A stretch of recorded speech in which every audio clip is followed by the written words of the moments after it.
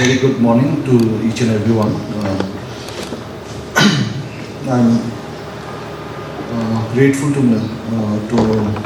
Mr. Zangpo, Sherpa, the director of the Judicial Academy. My learned brother, Sangay is here, will be joining shortly after me. To the esteemed guests, respective torch bearers from the community, especially the press, the IPR department holds a great responsibility for the state of Sikkim.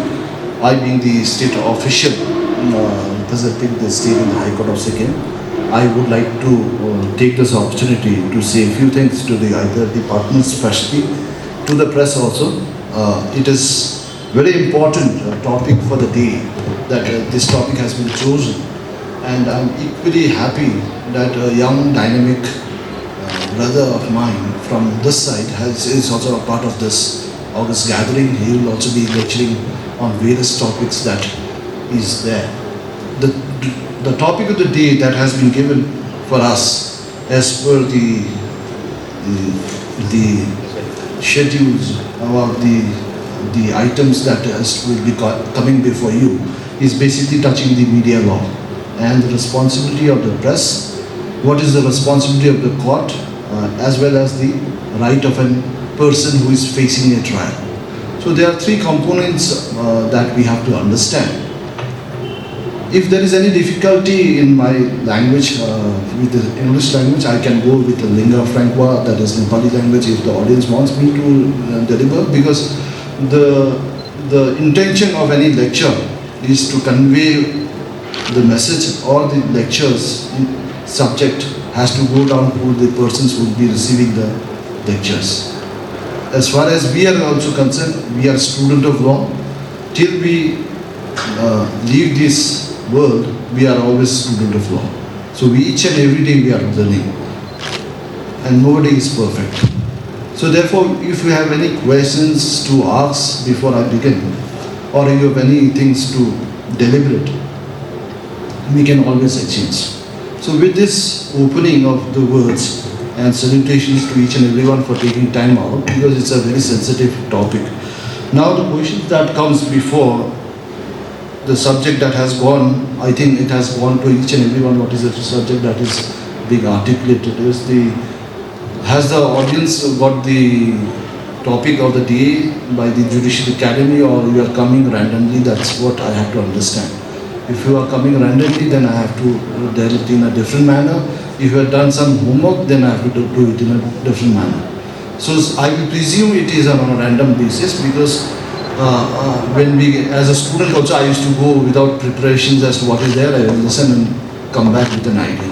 So my intent to deliver before I start the lecture, I have a running time schedule that has been given to me. It's 1.5 hours there. So I'll try to end my lectures within the time frame. So the responsibility that today that has been given to me is the doctrine of postponement, balancing right of trial, accused, and right of freedom of speech, expressions of media, and all those things. So this is a topic which has come, and I think it has been informed to you that today we will be deliberating on this topic. तपाईहरुलाई हजुरहरुलाई जानकारी दिनुभएको होला judicial एकाडेमीबाट के हजुरको आजको विषयवस्तु जे छ हजुरको यहाँ यो मा यस विषयमा छ। तपाईहरुको प्रेस र प्रेसको कानुन, प्रेसको पावर, साथै साथमा कोर्टको जिम्मेवारी र न्याय पाउने मान्छेको कानुनी हक, त्यस विषय तीनटा कुरा भित्रमा चाहिँ आजको टपिक छ। So for the topic for today is to first we need to understand what is the right. Yes, the media has a right to report each and everything under the Constitution of India. But at the same time, the Constitution of India also gives a responsibility to the court to see that a person who is aggrieved or a person against whom the law is taking its course for the safeguard of the society is also has a right of equality before law and equal protections before the law. That is the most important touchstone of the issue.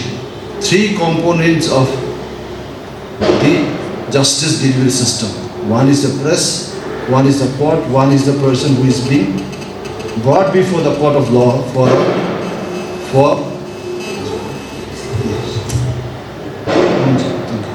I'm so sorry, for the delivery system. So what is at first, what is a right of a accused person?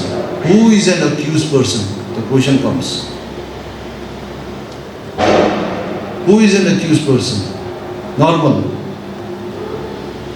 Sadharan Manchile, Kanun is a simple thing, it's a common sense. I would say, my dear teacher used to say, to become a good student of law, you have to have a common sense.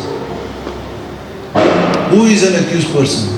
तपाईं आफै सोच्नुहोस्, मनमा लिनुहोस्, गाउँमा एउटा टिचरले पनि नानीलाई स्कुलको नानीलाई विद्यार्थीलाई हाम्रो टाइममा पनिसमेन्ट दिन्थ्यो, बाहिर गएर निल डाउन गर्थ्यो, क्लियर एयर भन्थ्यो, आजकलको त गर्नु पाउँदैन. But if I have to correlate my childhood with a right of an accused person, I have done something wrong. I have not completed my homework. So I am told by the teacher to go and punish it, face a punishment, and so that you do the homework tomorrow. So right of an accused person is also a person who has done something against the law. As Mr. Nima had said, my senior, the Honorable Judge has said that there are due process of law. We are a state, we are a law-abiding citizen. Once the notification comes, there is a law. So what is the accused person? Who is an accused person? That's the vital question. An accused person is a person who has done any act not in accordance with the law. A crime is committed. He says you cannot kill a person, but knowing very well certain acts are committed and then he lands up in a case. The case is not brought directly to the court. There is a process. An FIR is registered. He is arrested by a person, police. He is told that this is the right of an arrest person. So right is everywhere. What media does is, what the general perception is, suppose for example, these three components has to be understood for general, because the topic which will be flowing, first we have to understand these parameters. So an accused person also has a right. किनभने भारतको संविधानले तपाईको article 2021 मा life and liberty includes due process of law. So right from the inception of the offense and the state comes into play. State भनेको बित्तिकै police आएको बित्तिकै FIR registered भयो. FIR गएर पुलिसले एउटा मान्छेलाई कानुनी क्षेत्रमा उहाँले कानुनको violation of law is there and he goes and arrests that person. The arrest person gets a right to know on what sections he has been arrested. He has a right to consult a lawyer. He has a right to move and bail applications. Thereafter, till the FIR is registered, he is presumed one of the offenders. Then the charge sheet comes. Police takes the necessary process of investigation. The investigation goes, they ask each and every person who was there, and ultimately they give a report to the court on the basis of the FIR that this is a charge sheet. In the charge sheet they name few persons that they are probable persons who might have committed a crime. Despite knowing that he has committed in a broad daylight, we have to presume that he is still innocent. That's the law of the land. Until and unless it is proved beyond reasonable doubt that the accused has committed a crime, he is to be presumed innocence. So with these words, if I break the right of an accused, that is the fair trial of accused, so he comes to the court. So where does the trial begins? Today I am here delivering a lecture. My lecture is at the Judicial Academy. There is a forum. I cannot make a lecture in the MG Mark. I can do subject, it is a venue is there. So once the venue is fixed, the venue gets fixed in the judicial process. See, now there is a right. The state has taken its action. Now the state is to prove its case that the accused has committed a crime. So therefore the right of a trial. Now if in that situation, now what is the media supposed to do? Media is also one of the pillars of the democracy. Now the court has given further more expansion that the role of media is one of the fourth pillars of democracy, because a democracy, vibrant democracy, depends upon a strong media, as well as the right to know of a person, of a citizen. Suppose I am a citizen far way back in, I am stranded in, for example, today, as we speak, North Sikkim is faced with so many turbulent, with the nature has been quite harsh there. So, but the public also has to know what is the state doing, what are the processes. So they have a right to know under Article 21. Everything, like today in elections, a person's credential is there. Who is contesting. In US, there are other stricter norms. But in India, I suppose I have to speak to India, we have an elections mandate as to what is the right to know. So with this way, the media becoming the fourth pillar. Way back, there is a beautiful judgment of the Honorable Supreme Court way back in 1960, Indian Express one case here. That's why one of the judges says that the media becomes one of the fourth pillar for vibrant democracy. So the role of in a democratic situation, the right to know of a person is informed by the media. But the media too also has to know that the right of an accused person is also there. Yes, there is a crime committed, but the judicial proceedings, that is before the judicial. As I said, what is the venue today is a judicial hall. For the trial to begin, what is a trial? Everybody out of my audience here, about 20 people, how many press, media and from IPR department has visited court? Can you raise a hand for me, just to, because I have to understand, then only I can deliberate on what is a court. If nobody has gone to the court, then it is, I have to explain it from A for apple. There are three participants. From media, only one person has gone to the court.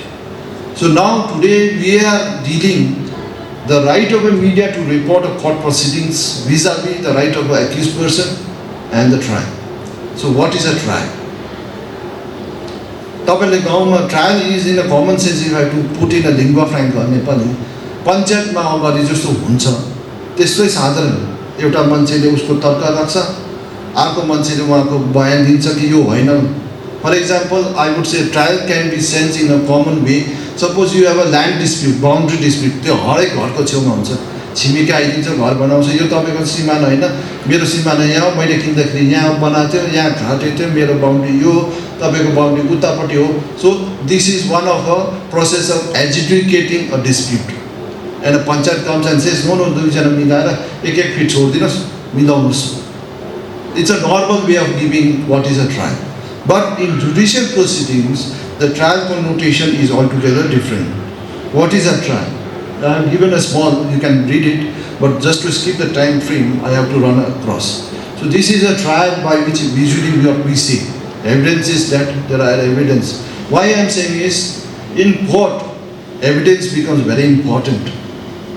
Because the jurisprudence of criminal jurisprudence is a person is presumed innocent until and unless he is proved guilty. In civil matter there is another way.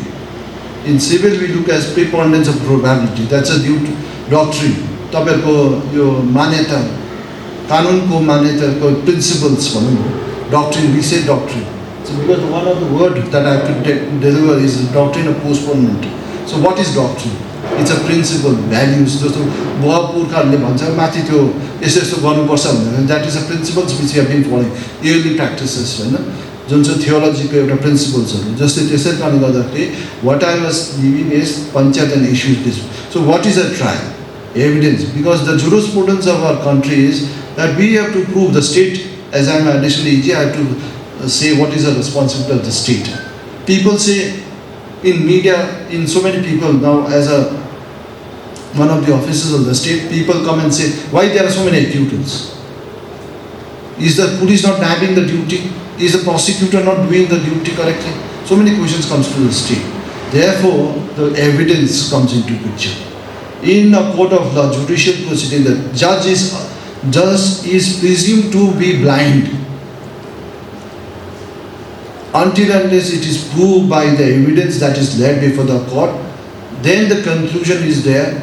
The evidence is laid by both the parties. The accused has a right to bring a lawyer. And even if he is poor, there is a right of legal aid. Under 39A of the Constitution of India with 21, there is a provision of legal service authority. तपाईले Presley हाम्रो legal add डेमा तपाईले पुरा प्रवचन दिनुहुन्छ, यहाँ news आउँछ कि फ्री लिगल एड क्याम्प छ, निशुल्क वकिल पाउँछ भन्ने चाहिँ त्यो लिगल एड.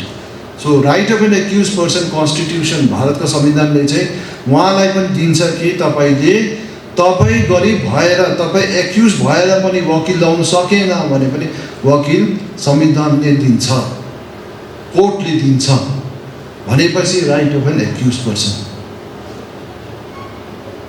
मिडियाले जस्तो अब यस्तै हालैमा एउटा केस भयो ग्याङ्टोक सहरमा, त्यो एउटा नानी नाबालिग नानीलाई मात्र पाङथाङमा लिएर कुकर्म गरेर खसे. हाम्रो बारले पनि अपोज गरे कि कोही वकिल लाग्दैन भने, तर एउटा लिगल एडको वकिल उहाँलाई पेस भनिदिनु भयो. र त्यसै कारणमा त्यही सन्दर्भमा if I correlate with the national emergency of the Bombay Taj corridor attack by Kasab, Ajmal Kasab, तपाईँलाई सबै जानकारी भएको. So in broad daylight he is gunning all the citizens of the Indian. whoever he comes, he will shoot it down and kill it. It is all over the print media and it was being reported. It was live. But at the same time, it is well known that he has committed a crime. So should he get a track was a question that was in the media that time. But the court, when the charge sheet is produced before the court has a right. The court is bound by the Constitution. So the court gave him, there are two volunteers came and then the court gave all legal aid counsels and then it was defended. Ultimately he was convicted.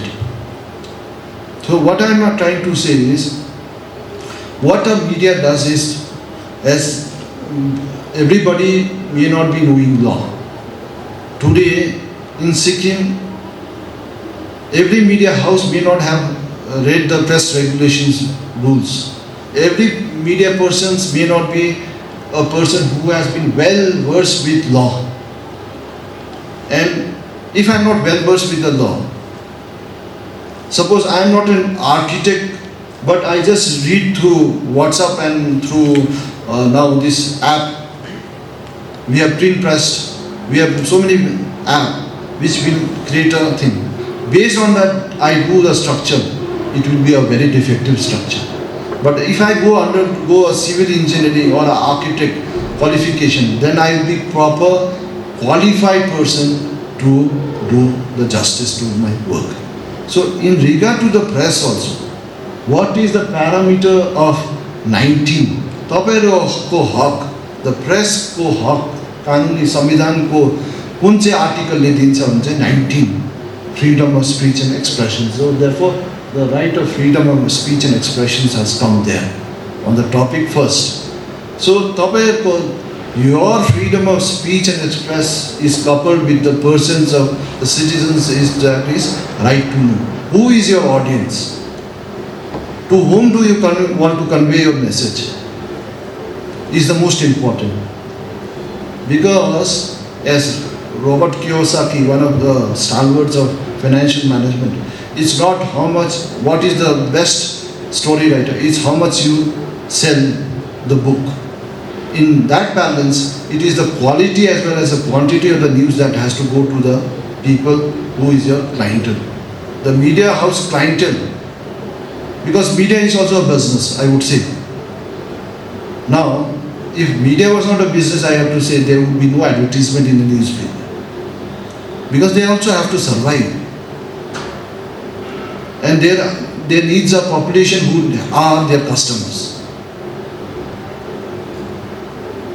So the customers also has a right to know. Therefore the media is surviving today. Suppose there was no customer, there would be no media.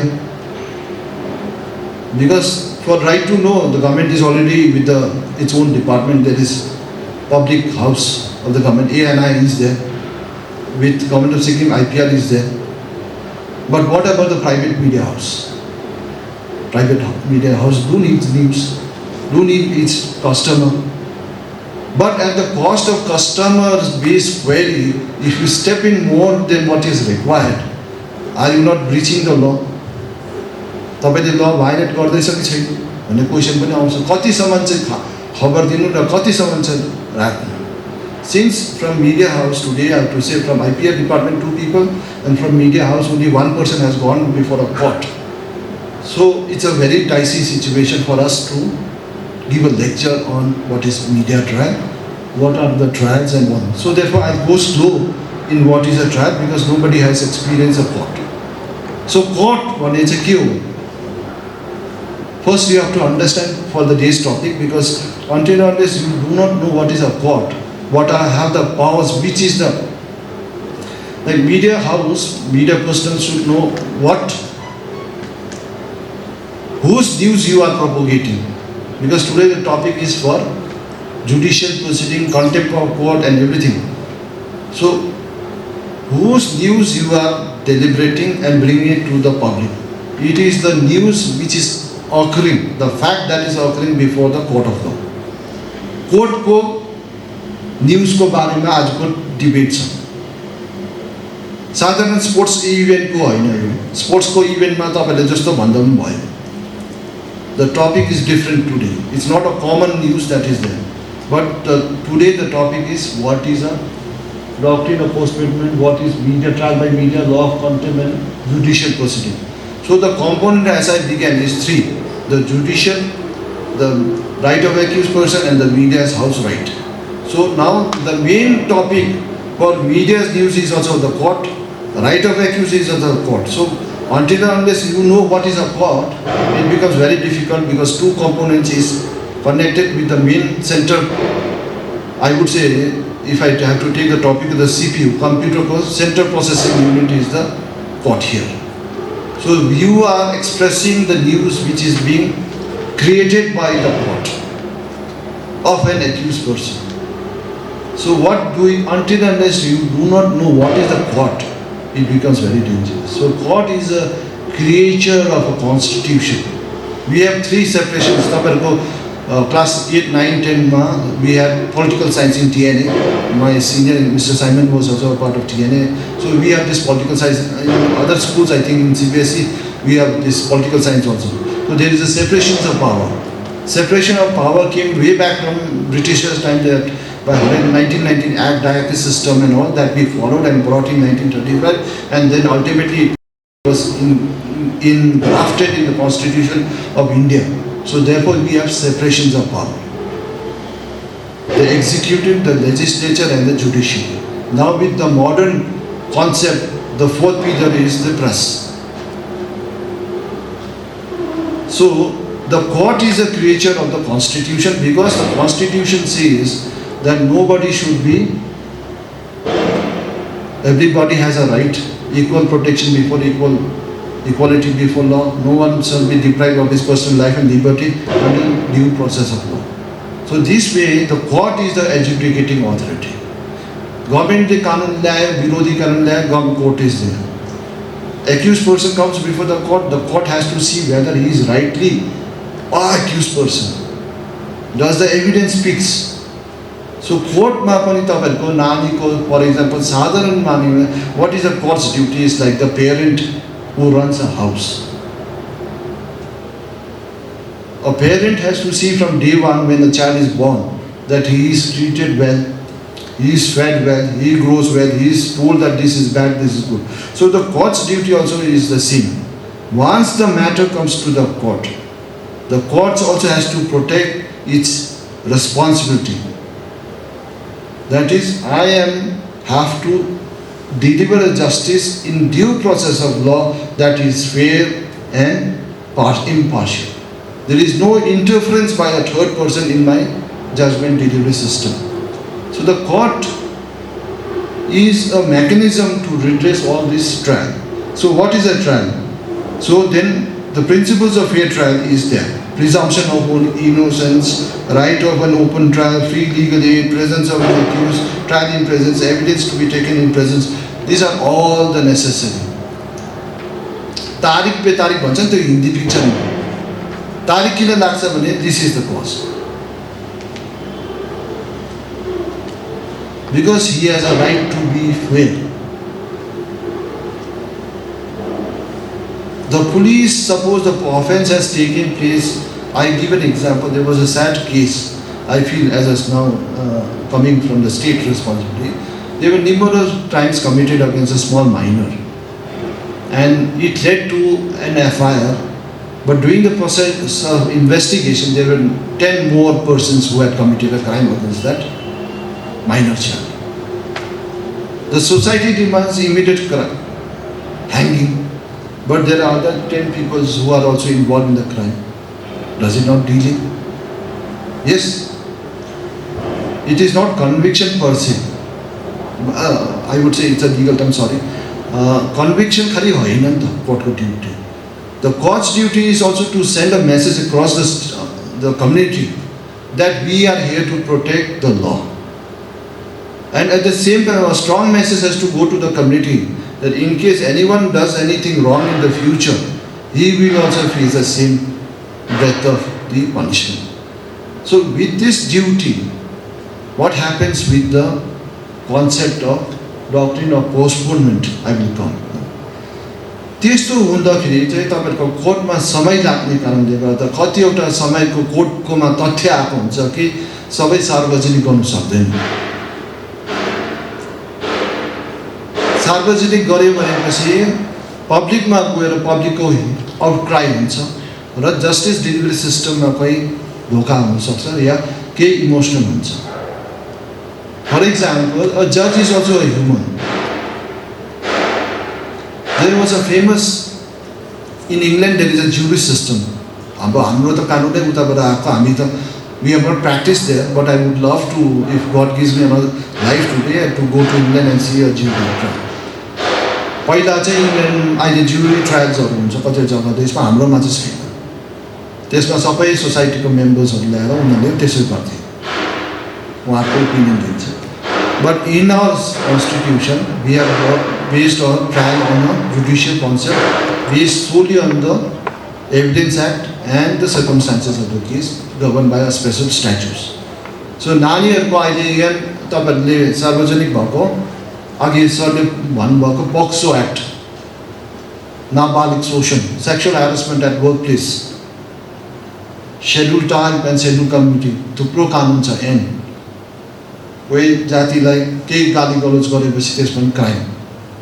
किन हाम्रो society, Indian society, we have to presume compared to entire India, I would say Sikkim is quite ahead in education. We are ahead. We cannot, I also feel, I was discussing with my brother, that we cannot presume ourselves to be tribal today. But the law has given the benefit. Are we tribal? If you go to Jharkhand, if you go to interiors of Madhya Pradesh, there the real tribals are there, who are half tattered clothes and all. But today, if I go to Zangpo also, if I go to West Sikkim also, everybody is nicely dressed and we are taking. But that is a benefit which has come, so we are there. But the point what I have to say, the law has to prevail in all over India's thing, and it cannot be state-centric, central laws. So therefore, what is the doctrine of postponement? In this scenario, a sensitive thing can come and disturb a court proceedings.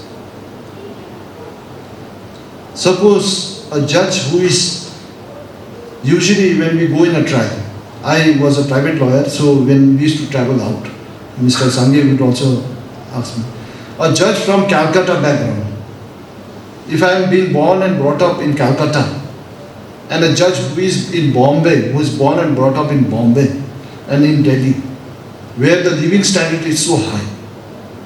For example, everybody might have gone to study abroad outside the state of Sikkim.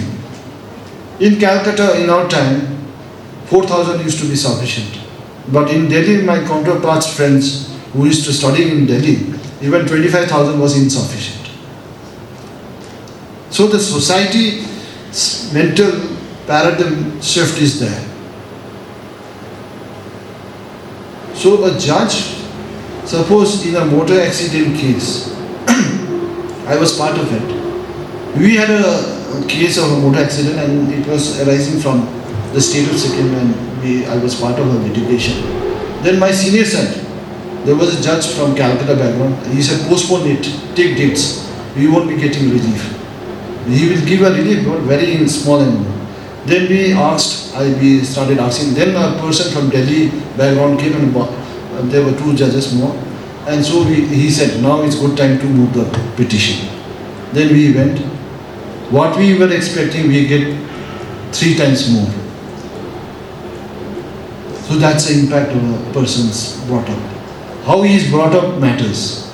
See, a person from Calcutta, 1.5 crore may be too expensive. But for a Delhiite or for a Bombay where the one flat BHK comes to 40 lakhs, 50 lakhs or 1 crore. Now today Calcutta is also coming at a higher pedestal. But that time I am speaking of 2019, 2004, 2005. So therefore this is the impact of how a person is brought up. It impacts the mind. Judge is also human. So if a newspaper is brought on a daily note saying that he has committed a crime and he has committed a crime, that newspaper may be read by his wife. The wife and judge may have have exchanged a word in the tea time during the morning hours. It does impact. He is a human. So therefore, the doctrine of postponement, way back, I would say, the Supreme Court took the note of that impact of this influence by the media way back in 1966 itself. The publicity ought not to affect the agencies of a fair trial, including the presumptions of innocence. So the Supreme Court started deliberating, because now in Supreme Court, even in a common court,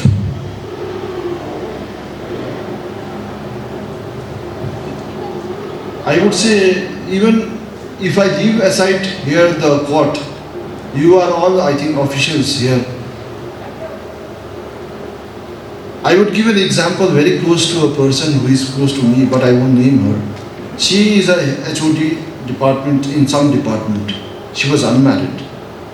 Under her, 3 students from PG was doing their research. She was unmarried, and one of the researchers working under her was married. So the married woman used to come always late, and she used to scold.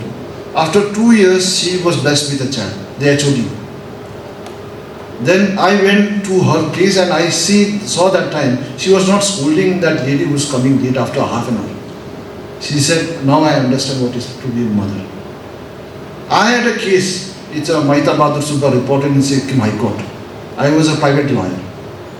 There that lawyer, that Subba client of mine, was approaching a court after 810 days delay. We have time to reach a court. So Justice Wangdi was there before the Honorable High Court. So I had argued that my matter was again listed after 3 months. Justice Wangdi was blessed with a grandchild. And I had taken the plea in my limitation, that is, म किन ढिलो आयो कोर्टमा भन्छ, मेरो नाति भयो, म सुत्केरी म पाल्दाखेरि मेरो मरेकोमा घर जाँदाखेरि म यो केसमा गर्नु पाएन. Then that fact, when I went before the Justice Wangdi, he was blessed with his grandchild. He said openly in court, I know what is grandfather's duty. I have understood what you have said. So it impacts. So doctrine of postponement also, in this scenario, in the 1970 Supreme Court has said that it would be overstatement to assert that the judge may not be influenced even unconsciously by what he has read in the newspaper. Hence, media reports do impact judicial behavior. I have touched this topic with just on this. It's a Mahita Bahadur, so many judgment, 810 days delay was condoned. So what does it impact? A person's life. Suppose I have made an accident, and if I have to decide an accident case, I would be more conscious. But a person who has not understood what is an accident, but just by seeing in picture and watching an accident happen, but he is not a person who has faced the brunt of an accident, he would not empathize at the victim of the accident. So therefore with media also, what I'm trying to say, why I asked how many persons has come to the court is this. If you do not understand what is the court and you start reporting it, there will be a problem. So the court has said, in this way, there are a number of judgments which came, and ultimately this doctrine, this principles of postponement came in Sahara case. Sahara, SJA, Sahara. Hamro time ma chai, when we were growing class 12 in 1994 till 2008-2011, Sahara used to be sponsor of BCCI, the famous Sahara logo on the thing. He was a business tycoon. Sahara ko मालिक को याद छ तपाईहरुलाई याद छैन सब याद छ होला त्यसै गर्दाखेरि उहाँको एउटा केस चल्दै थियो.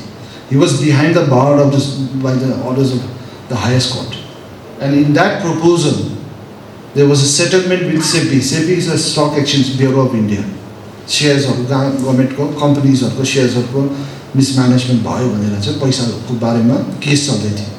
अनि सुप्रिम कोर्टमा हुँदा हुँदै केस हुँदै हुँदै पनि एउटा प्रपोजल सेटलमेन्ट को प्रपोजल दुईजना पार्टी मिलेर सेटलमेन्ट गर्नुहोस् भनेर चाहिँ कोर्टले पनि समय दियो. But the matter was sub judice. But what was the proposal between two of them came out in the media before the court. The matter came before the court. So does it not impact the judicial proceeding, because the court is here to decide and media has already given all the details of what is a settlement. So what it led to the outcry of the investors. The court now, rather looking into the merit of the case, was compelled to see other factors, and therefore the court felt that no, it's high time we bring certain restrictions for media. So the doctrine of postponement was born in that case in 2012. So if I have to break the word postponement, Sadhan Nepalima, if I have to break it into postponement into two compartments, is postponement, means dhilo garnu. Why this doctrine of postponement came? They could have said doctrine of stopping. बन्द गर्नु भन्नु पनि सक्थ्यो नि त. तर संविधानको 19 जे दिन्छ कि right of freedom of press, right to know. So the court was conscious that if we bring a stop order, it would be infringement to the right of press and to the right of know of the public under Article 21. So they said, we will postpone it, but we are not denying it. So 19(2) मा छ भारतको कानुनको अन्दरमा reasonable restrictions भन्छ. तपाईहरुलाई for example on everybody was part of this 29th May State Day celebration. Prime Minister Modi was supposed to come to the state of Sikkim in our celebration. Unfortunately, he was not able to make it due to weather condition. But what I'm trying to correlate is there were a number of restrictions that was imposed on us. That you could not move out from this way, roads would be stopped, your vehicular movements will be restricted, you cannot come in this way, you will be put in these arrangements, people are restricted, nobody can enter Plaza Stadium after 10 o'clock, so and so forth. Restrictions came up. But does the restrictions remain today? No. It is a reasonable restrictions for that particular purposes. For example, the VIP movements moves, the Honorable CM moves out, the Governor moves out, the Honorable Chief Justice moves out. There is a protocol in it. So you are not told to wait for a certain period and then move out. So this doctrine of postponement, if I have to correlate with the common factors in our life that we experience daily, is that the right of media to publish is not defeated, but you are put on a small time frame of delaying. So therefore the doctrine of postponement means to delay and then propagate. The court will restrict the message, the proceedings to be published in the media. They will claim. Suppose you go to the website of the Honorable High Court of Sikkim also, there are a number of judgments to be reported. The judge has a discretion to give it to a newspaper or not. There is a tick mark, whether it can go before the newspaper or not. The judge has a discretion to put. So therefore, in this background, the doctrine of postponement came into the picture. What we have to understand is, it is not that the curtailment of right of media, right of freedom is affected. It is only pause for a certain period for a larger goal, that there is no unwanted message or unwanted opinion which may trouble the society.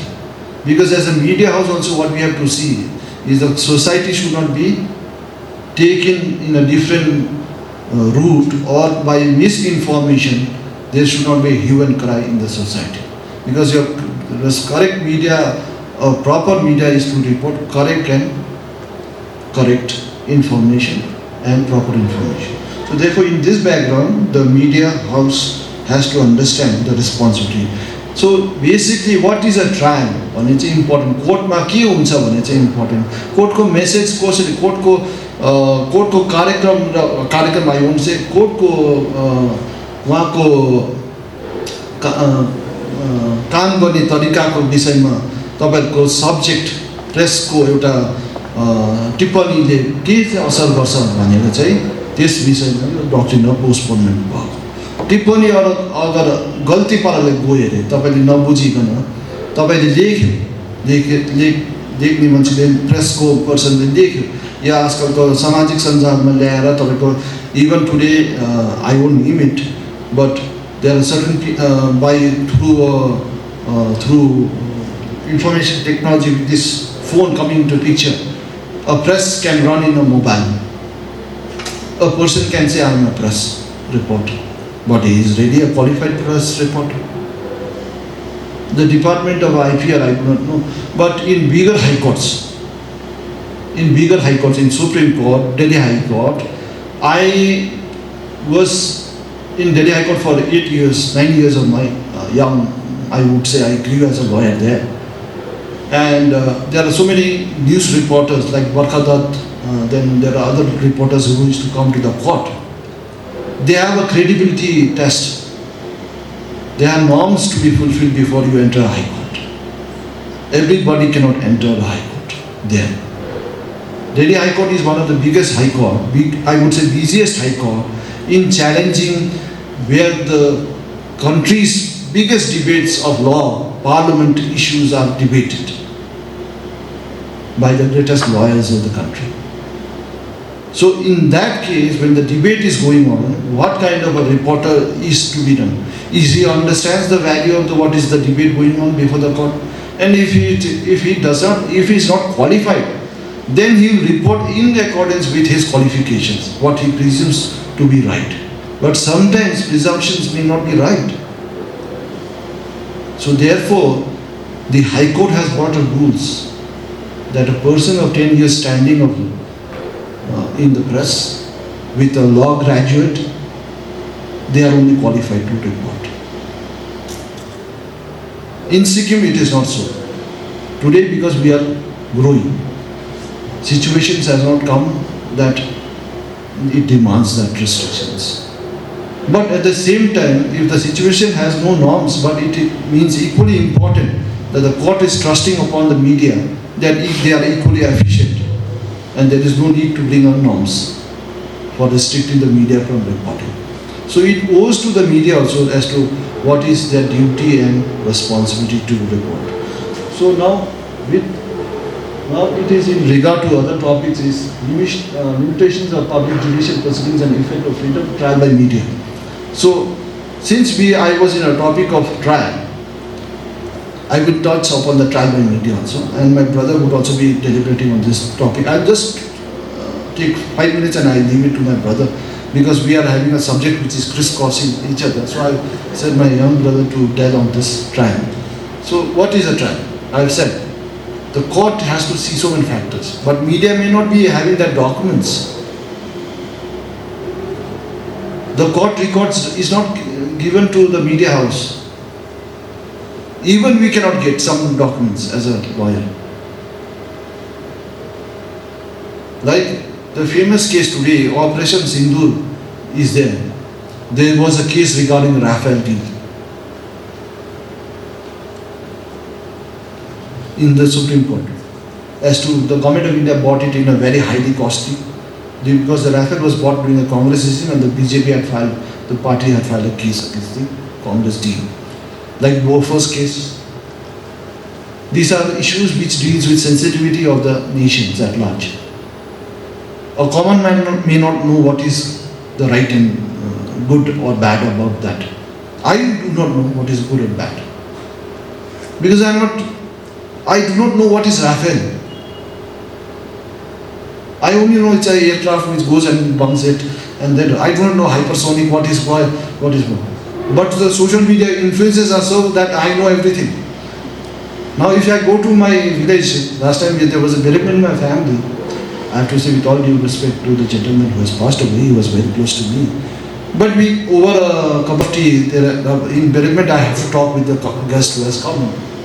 So I am a co-brother to the, his son is co-brother to me, so he is a DC, so I was there. So everybody started up talking about Operation Sindhu. I was just listening to the talk. So everybody had their own views based on social media.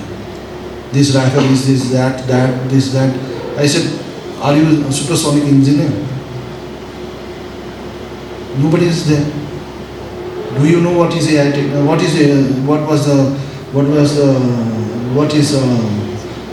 Then I posed a question, Tomahawk. In Gulf War, Tomahawk was in 2004. I was studying law. So that time there was an incident of Twin Towers attack, and thereafter there were 2 Tomahawk bombers. So I had written a poem that time, so it was one of the Tomahawk issues. So I asked him, what is Tomahawk?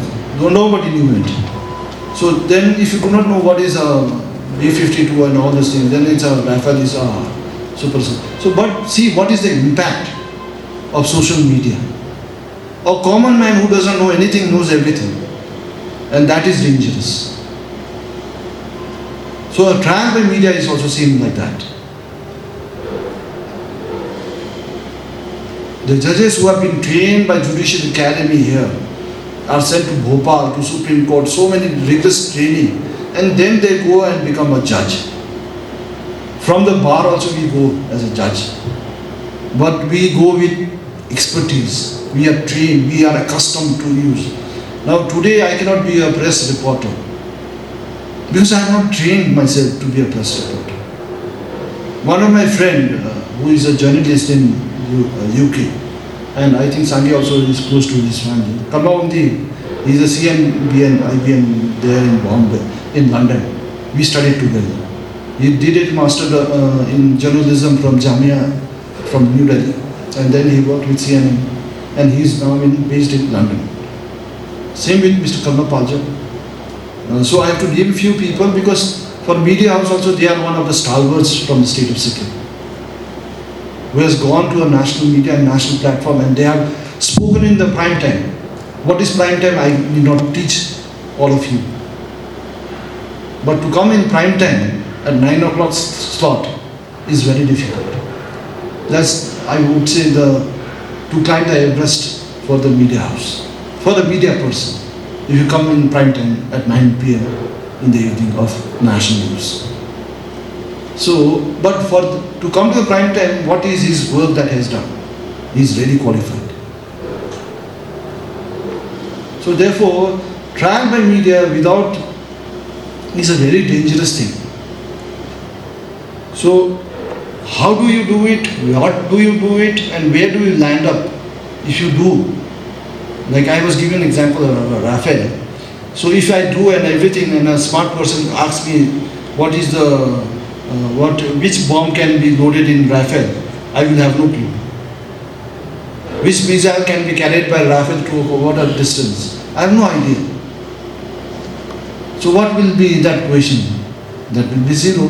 So therefore, with the trial of the media, be reft without tapeko kagas, purja, evidence ke lekeko cha court ma accused ko manchele.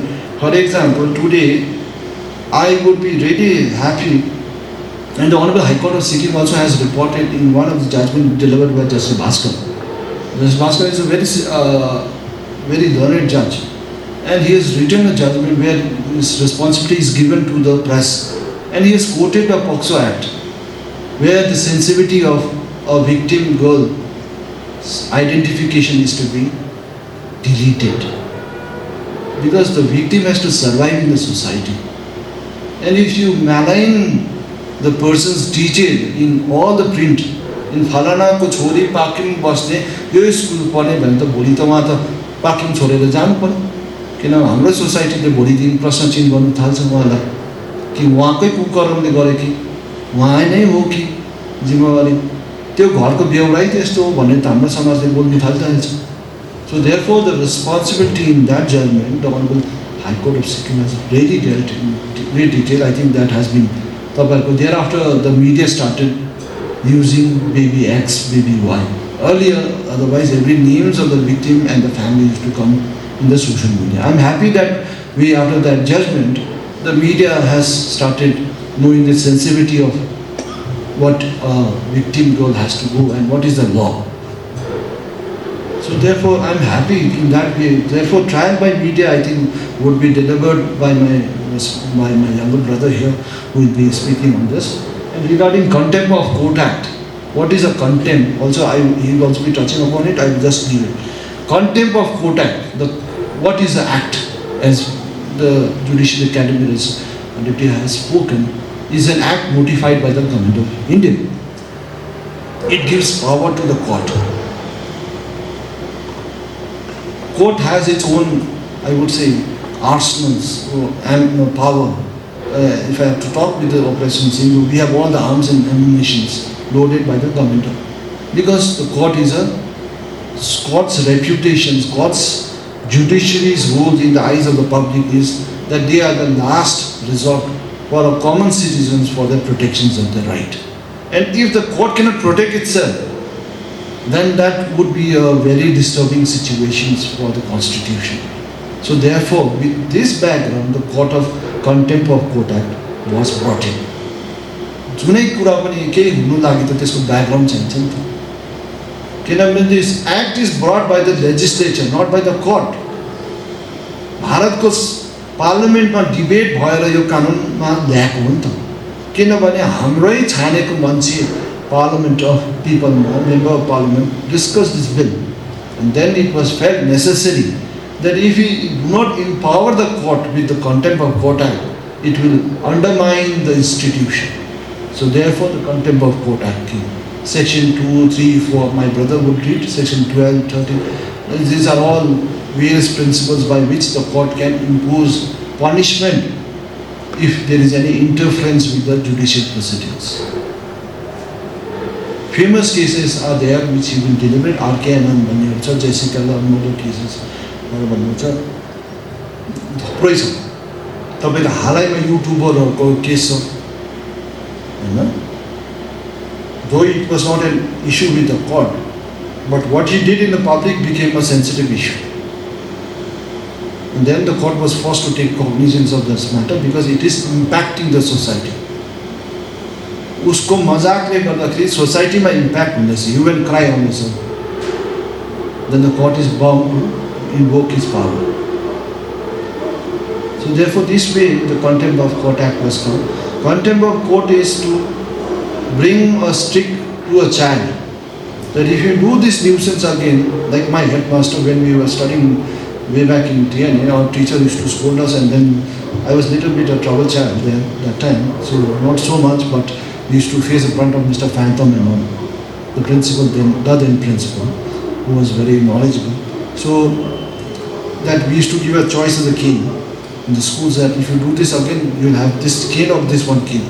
So I used to select the thinnest one, but it used to pain the most. So therefore the Contempt of Court Act is also like similar to the principal stick that lies in the principal desk. Now I think it's gone era that we don't see the qualities of sticks. I think Sandaja and I will agree there were qualities of sticks, 10, 12 sticks in Mr. Phantom's chair table, and we used to select one of those which will be the lucky dip, I would say.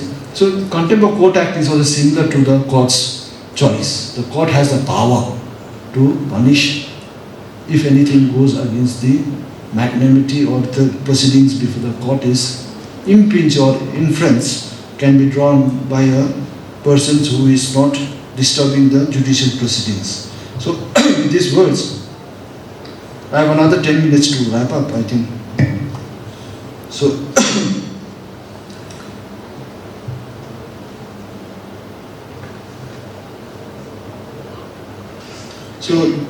the laws that is to regulate media persons, I think you are aware. This Press Registrations Act, Books Act, as the previous speaker has spoken, 1867 and all those things are there. Code of Ethics. Then what is judicial proceedings? That's what I've said. Is there. Oh, sorry.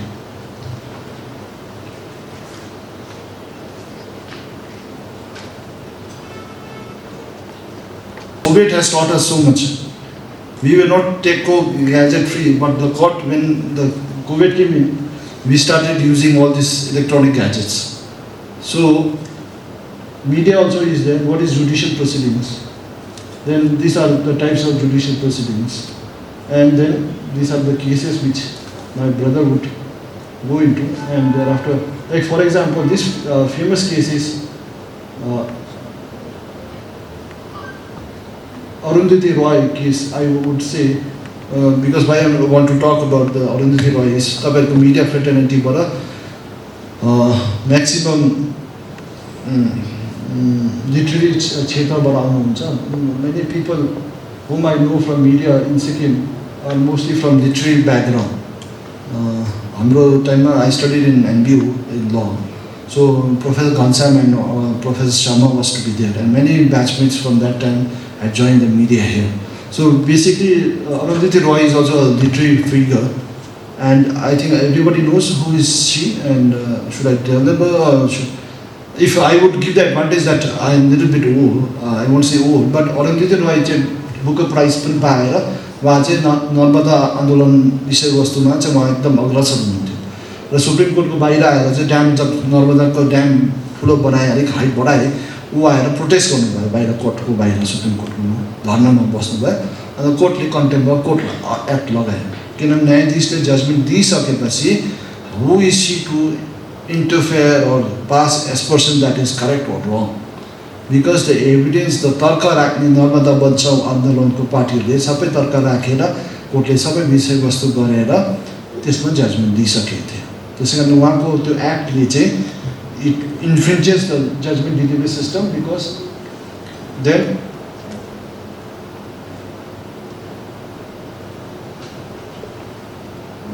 these are this is this one. So this is what the Supreme Court did.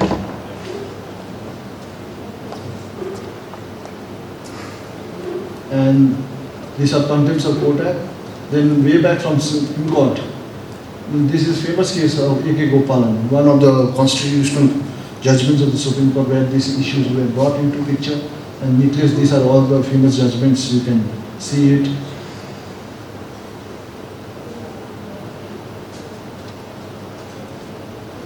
Then we have spoken about the UDSDR. This is the basic norms of, because now human right is also a part of 21, the Supreme Court, because law is always evolving. Pausing here for a moment, when I was in Delhi, there was a case of euthanasia, mercy killing. Holland, the advanced country, Netherlands, there is a concept of euthanasia, mercy killing. So it was before the Supreme Court in regard to, I'm pausing here for a moment, because therefore, just to tag along, there the issue was whether the person has a right to take his life. In Hindu mythology, it was before Justice Kaju, that time in the second Thupden judgment, and he said no, the right is given, life is given by the Almighty and nobody has a right to take it. Then the matter came again after certain years and before the same Supreme Court. Then the principles of mercy guidelines was brought in, that as to how it was in relation to a case of a nurse who had faced a traumatic experience of rape, and she was in a vegetative state in Bombay hospital for last 28 years. She had no chance to survive, but she was in a coma. And persons who were taking care of her itself felt pity that she has to go. And therefore this new law came into picture through the concept of euthanasia. Then it has been brought in the state of India also. Like IT Act. Law is always evolving. Like who could imagine that the press used to type and in silocast today will be doing the print media. Today, as I talk, when we started my career in 2004 as a lawyer, we had never knew that this tag would be there. It would be so easy that everything is there in my touch of a button and it's there. Today, see the powers of media. So today the court is going digital. In fact, you have to be aware. The High Court is also trying. I was part of a litigation. What I would say, it was 5 minutes more. So what is the advantage of media house? Is today the news is available at a touch of a button in the public platform. But how do you take the news and deliver it to your customer is your art. That thin line of Lakshman Rekha, especially dealing with the court, is how much you want to or do not want to touch it. Matters which are sub judice before the court, which is going before the court, with all due respect to the media, until unless it is ultimate necessary, I would say it's better to refrain from posting the news of a matter which is going before the court. Yes, media house do rush to the High Court also. They can say only what has happened and then report. But sometimes there are certain incidents when the newspaper is taken for a tax. The newspaper can face, like today I was part of a litigation. It is going, it is part of one matter got over, so I can say. It is regarding the famous news agency of Kerala, and it was against Mr. Martin. One of my client had defamed, as per them, brought in this Manorat news reporter agency, MNI, in South, it's famous. They were brought in the court in Gangtok. They filed defamation suit amounting crores of rupees. Then ultimately the party had settled before the Honorable Supreme Court. So the media house has settled, but the other party is still facing the case. So defamation, then suppose you have perpetrated a news. Now with IT technology also, if there is another, you are sending it to a message also, new IT Act has come, where if it is a defense, seditions matters are there. So media house also has to know the law. Because now everything is touched by law. Therefore, as the Honorable Judge has, the Director has said, that ignorance of law cannot be pleaded. So therefore, the media guidelines that laws which relates to media, the media house should know the necessary laws which is relevant, digital media regulations.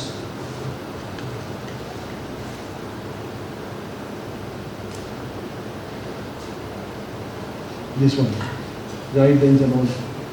These are primary laws which are there. अब तपाईको press council एक्टमा छ कि छैन तपाईहरु registered के छ तपाईहरुको त्यो गर्दाखेरि त्यसरी गर्दाखेरि यो इम्पोर्टेन्स हरुको छ नयाँ rules and रेगुलेसन्सहरु.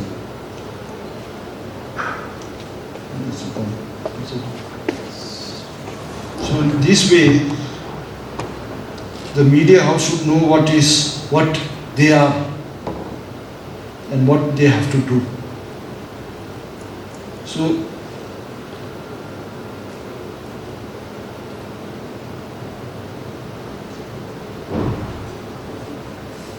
Press Council norms भनेर तपाईहरुले चाहिँ पढ्नु भएको होला. Press Councils of India norms and conduct.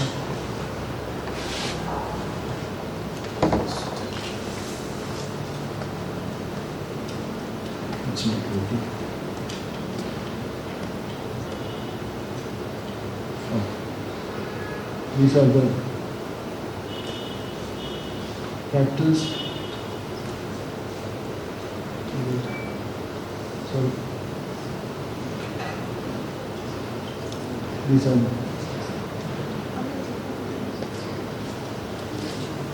These are various sting operations to Arkanan Manetha. In fact, as a lawyer, I had met him and I had gone to brief him He was a senior advocate and he had faced. These are cases where media issues were brought. And then this is a freedom, these are the things.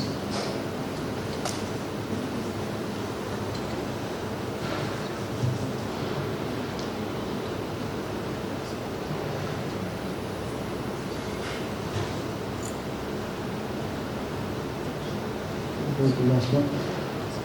Before I reach, thank you, I will just say, I have 1 minute more to go. So lastly, I would say that coming to the IPR department, I would say as a part of the state, that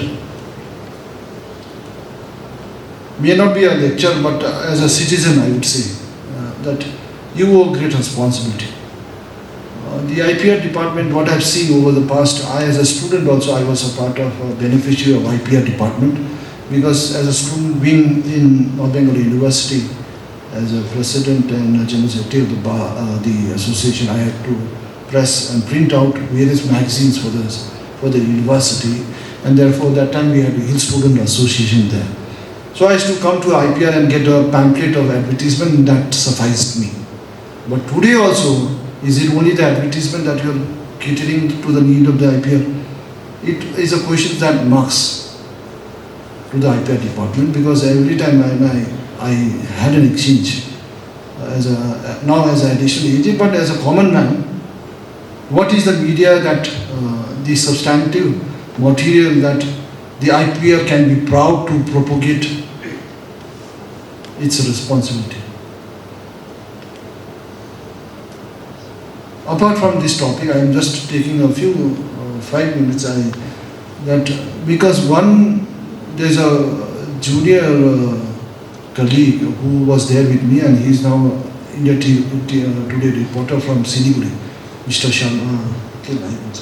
He is there. He is a product of JNU. So we used to deliberate on when he was studying mass communication. I was there in Delhi, and his brother was also a close friend of mine. He used to come.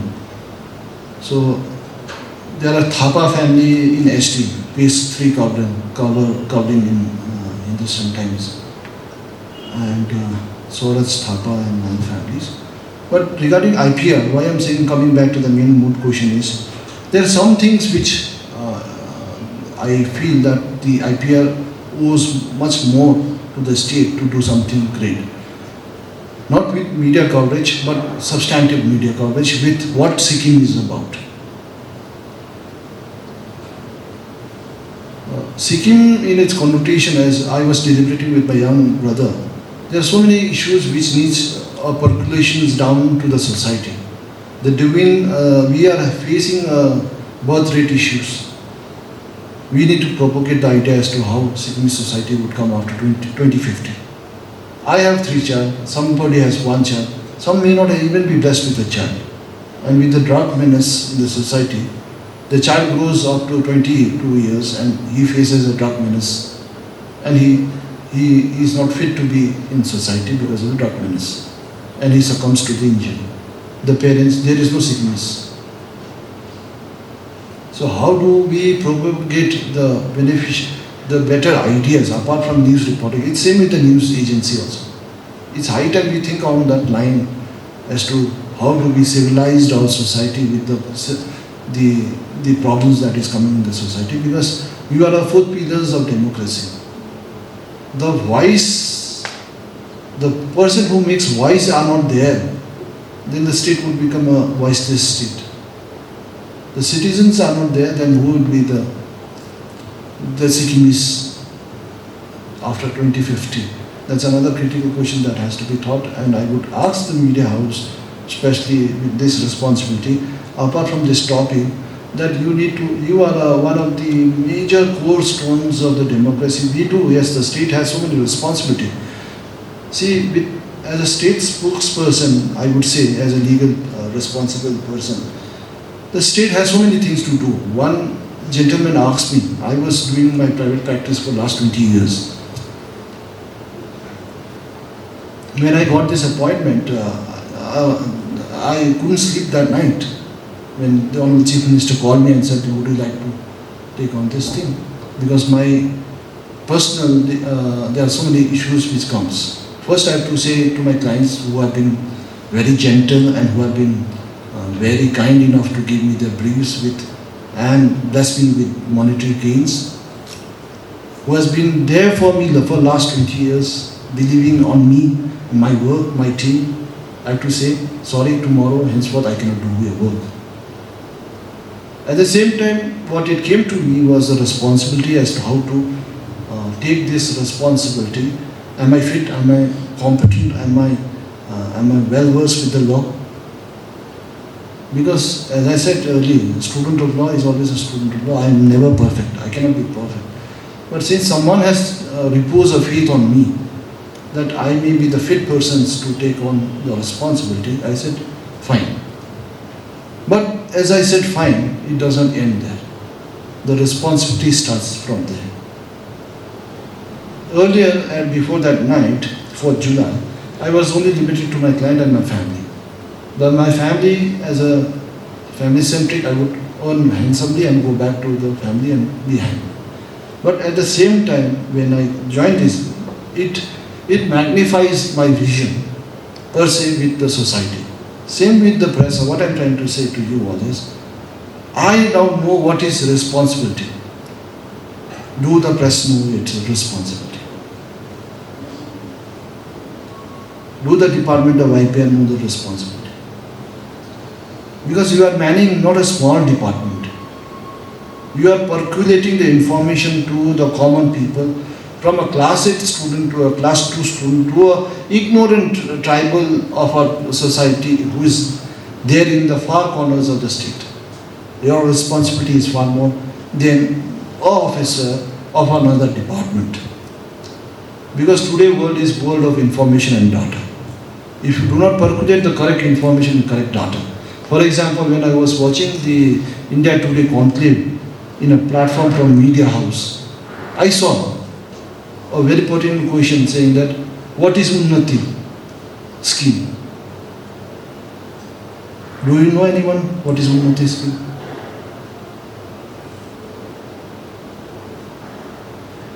So question comes there, the buck stops there.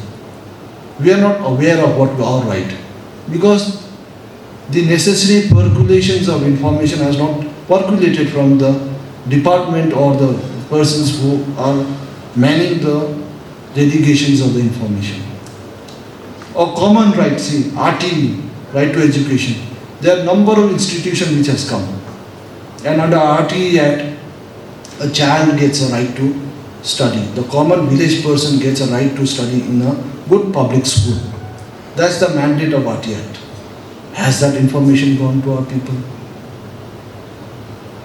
The Honorable CM Sir always says that the necessary information does not go to our people. And our people is confused as to it's only the government agencies who has to take. But under the Act, under the law, Government of India has brought so many benefit schemes that our people are not aware. So what I want to say apart from this topic, since we have a media house brings an articulation, or the press IPR brings with the commerce and industry a page, that what is Unnati scheme, what is NIP 2017. See, today we face a lot of litigation in the court. 2 minutes more. Sun Pharma, Sipla, so many litigation is there in the High Court, because they know what is there in Sikkim. What they can get from Sikkim. So they are coming from far off, from Bombay, from Madras, coming here and investing money. But our people know what we have as a Sikkimese. That's a question which it haunts me. So my brother, before you came on, we were wondering, and he was also telling me what to speak. I said, I will speak it out, whatever, let it come. So, but today I am diverging from the topic, but this is very important, because there is a saying, I do not know, but I have quoted in my editorial magazine way back in 2004, that Spider-Man movie had come. And I always quote that also. With great power comes great responsibility. The responsibility lies with you all to percolate the information, because tomorrow's one information of your page of a newspaper may be read by an ignorant person in some far off place. So today Eklavya Model School. What is Eklavya Model School? We do not know.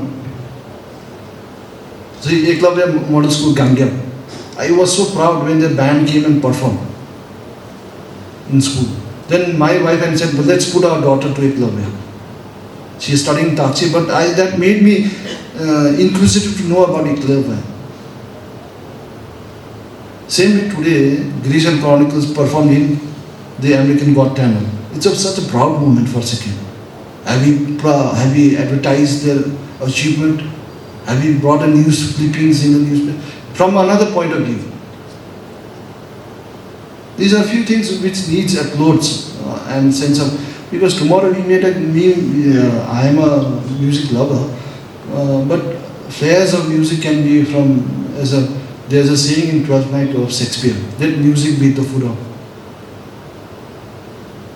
of love. No? So there's a saying, our teacher used to say and idolize. So therefore what I say today is a sense of moral responsibility to the press, that yes, you have a right to report.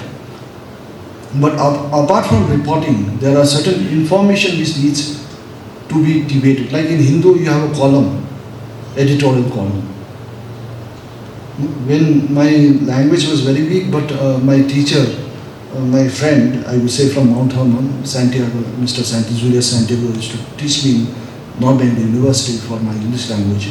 So he used to tell me, read Hindu newspaper. So because of that editorial news report, I improved my language. Same with your, suppose you, the Department of IPR brings anything, say about today in Yangon conclave, youth conclave, we are part of it. I was also seeing it from a very perspective from an online platform. How do you propagate the state? We have 5 zones of climate zones. From the lowest to the tropical to the tundra climate we have. But have you propagated the advertisement in that? The way, the manner it should be propagated by the media house as to the essence. Like Bhale Dunga, the concept of Honorable CM is keen to bring that project. And it is there. But how do we propagate the idea to, because your idea of propagation today is a media house which propagates and lures the tourists back to the Sikkim. Has the IPL done it? Has the media house done it? Because today it's marketing strategy. It is same with the media house also, reporting. So therefore with these words I would say, I may have taken 5 minutes out of my topic, but I felt it necessary to say, because if my 5 minutes would little bit impact on someone, I think my day is done. It's a beautiful day. So with these words, I would like to thank the Honorable Chief Justice for nominating me as one of the lecturers to be a lecturer to deliver on this topic. It was a fantastic experience for me, because I went back and had to read few things before I speak, because it's always better to come prepared, because you never know in the audience who will be there. So with these words, I would like to thank the Honorable Chief Justice. I would like to thank the Judicial Academy. And lastly, I would like to thank the audience who has been kind enough to listen to my lecture. I think I have done my day. With these words, last not the least, I would like to thank my 2 colleagues of my office, Mr. Bhaichung and Mr. Mohan, who had helped me to do certain works for me, because I run short of time. So I dedicated some work onto them. They have been grateful. I would always owe them. With these words, I would like to thank each and every one, and I would like to end my lecture. Any queries, if it is necessary, I'll be happy. I think it's... The interactive session will be at the end of...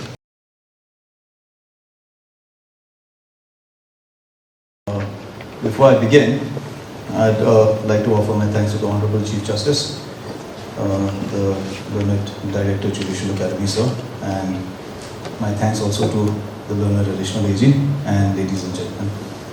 So, let me be very informal. So, I'll just walk and talk about it. Hello, yes. Am I audible? So, as the learned Additional AG, spoke about this, the effect media has on an ongoing trial, what a trial is, and contempt of court, right?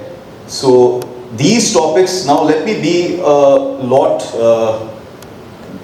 more academic, although it sounds boring, right? But before we discuss about the impact of media trial, I think it's important for me as a lawyer to talk to you about the formal principles, the statutory instruments, etc. And then after you soak in that knowledge, it's then easier for you to then, come to your own understanding of how your reporting and how your the words you express, whether in written or oral, affect an ongoing trial, right? So let me be a lot more theoretical.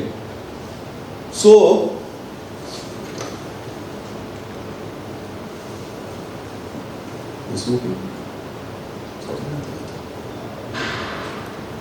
let me just use this one.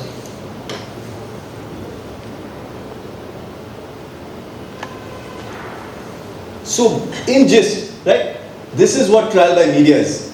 It refers to the impact of television, print, online coverage on a person's reputation by creating a widespread perception of guilt or innocence before or during legal proceedings. And that's, in a gist, what trial by media is. The most easiest example, I think I would say, that falls under this is, I think all of us remember the Talwar case. Before the case had been concluded, before the honorable courts had come to a verdict of guilt or innocence, the parents of the deceased victim was already deemed guilty. So they had to face a lot of social ostracism, right? So that's one of the simplest examples of trial by media. Now, let us further go about, these are competing claims, right? As an accused, today you may not be accused, I may not be accused, but we have to think in terms of rationality, right? So your right to report on an ongoing case is based on, like we already know, Article 19(1)(a). But this is a competing interest with right to a fair trial. Because even an accused has a right? And therefore, one of the statutory documents or instruments that talk about a fair trial, 1948, right? Universal Declaration of Human Rights. The international document was adopted by the United Nations General Assembly and enshrines the rights and freedoms of all human beings. It's not a legally binding document. So this document, if you go to Article 10, it talks about everyone is entitled to a fair and public hearing by an independent and impartial tribunal in the determination of his rights and obligations. So it's all the way in an international instrument also to which we are a signatory to. Constitution of India, Article 21, what does it say? No person shall be deprived of his life or personal liberty except according to procedure established by law.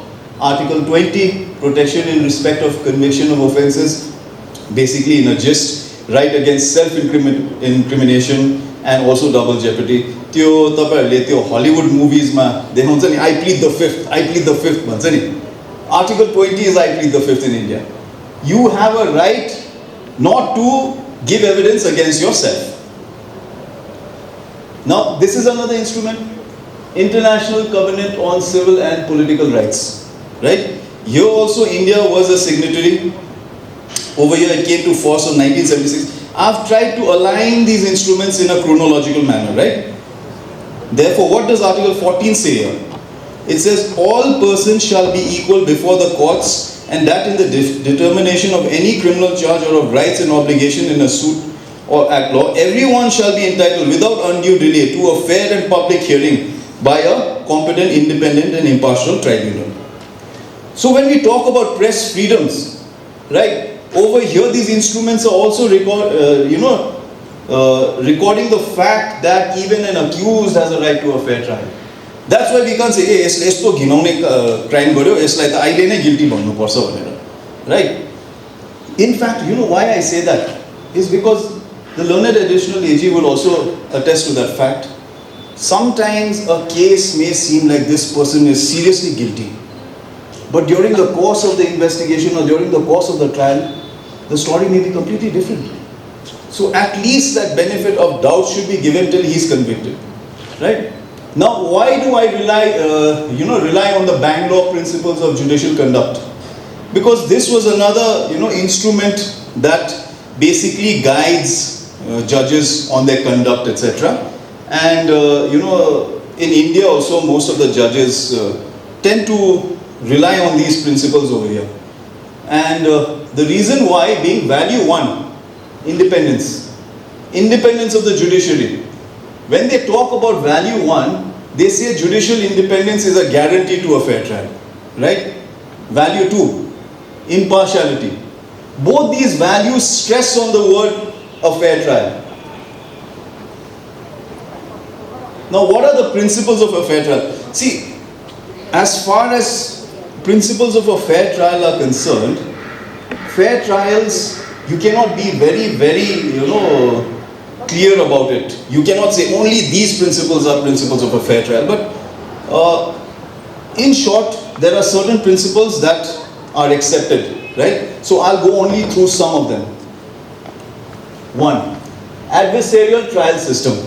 Isma ke bhaneko ki hamro Indian system ma chai there will always be the state, the private defense counsel for the accused, and the court, right?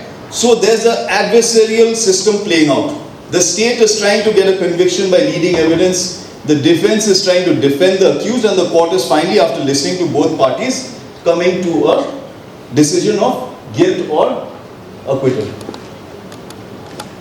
Now, over here, one of the case laws that I want to rely on in this principle of, adversarial system is Himanshu Sabarwal, right? Isma, what the court says is, if a fair trial envisaged under the code is not imparted to the parties, the court has reasons to believe that the prosecuting agency or prosecutor is not acting in the requisite manner. The court can exercise its power under 311 or under 165 to call in material witness and procure relevant documents and to subserve the cause of justice. So, Isma, what the court is basically saying is that prosecutors to prosecute the accused and there's a victim, the court is not just an idle victim. The court is not just an idle spectator. The court itself can say that let me call in a material witness to ensure that the trial is, again, what's the word that we on? Fair trial. So fair trial being one of the hallmarks, right?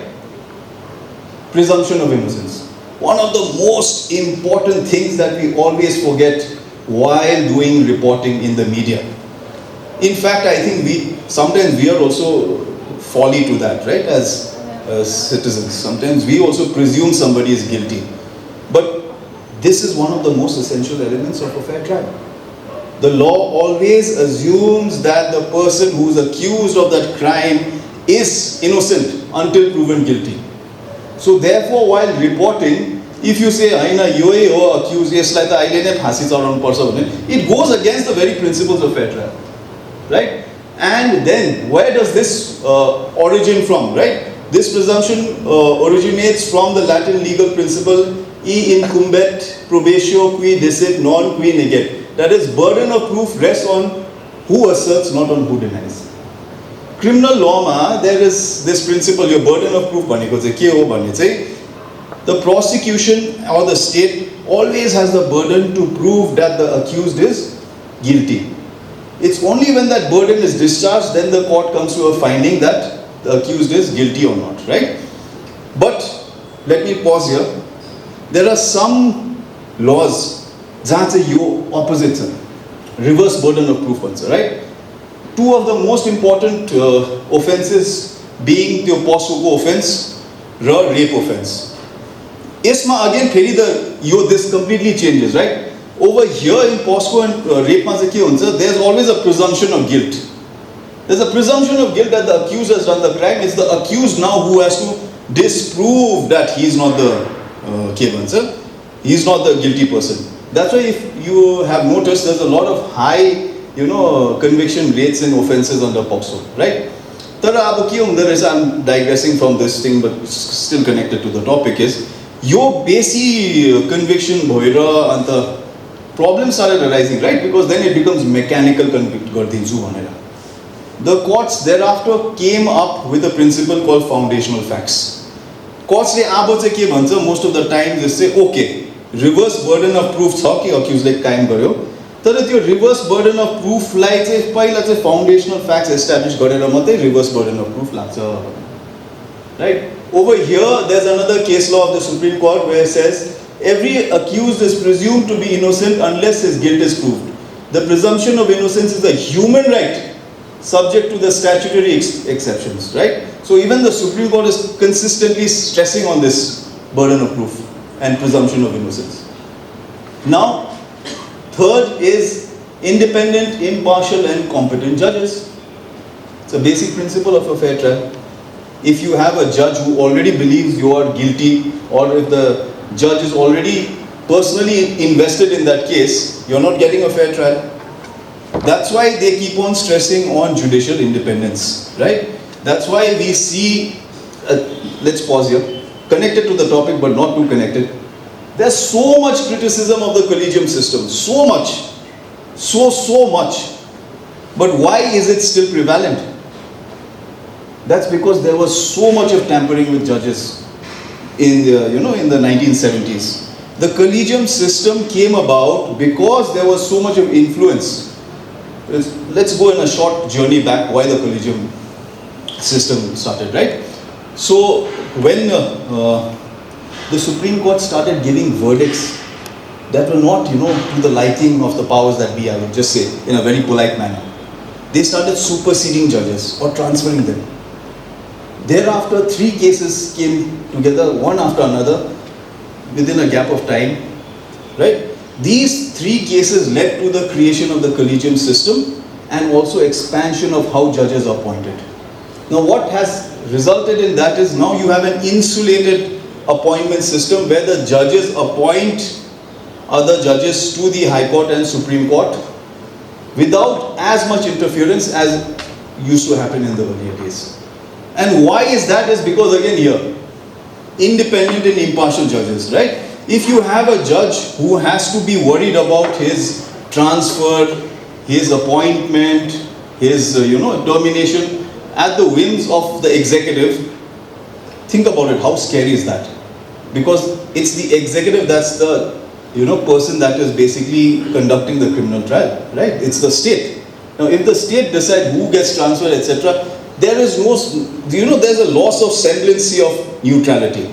It's not that the state will do it, but I'll get to that, right? Even the presumption that it may be misused would affect the hallmarks of a fair trial.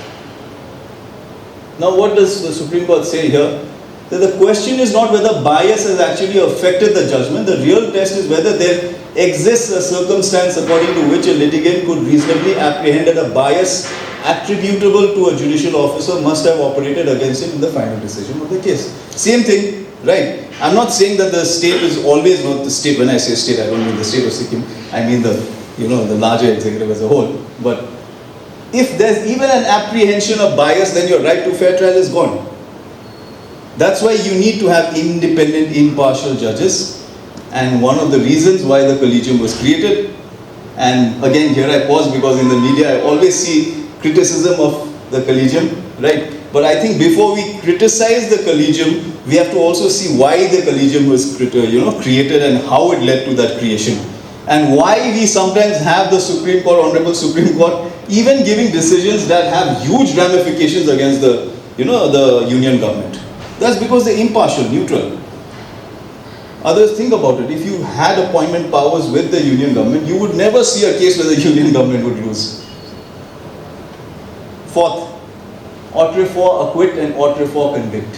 Fancy term, just simple, it's called double jeopardy, right?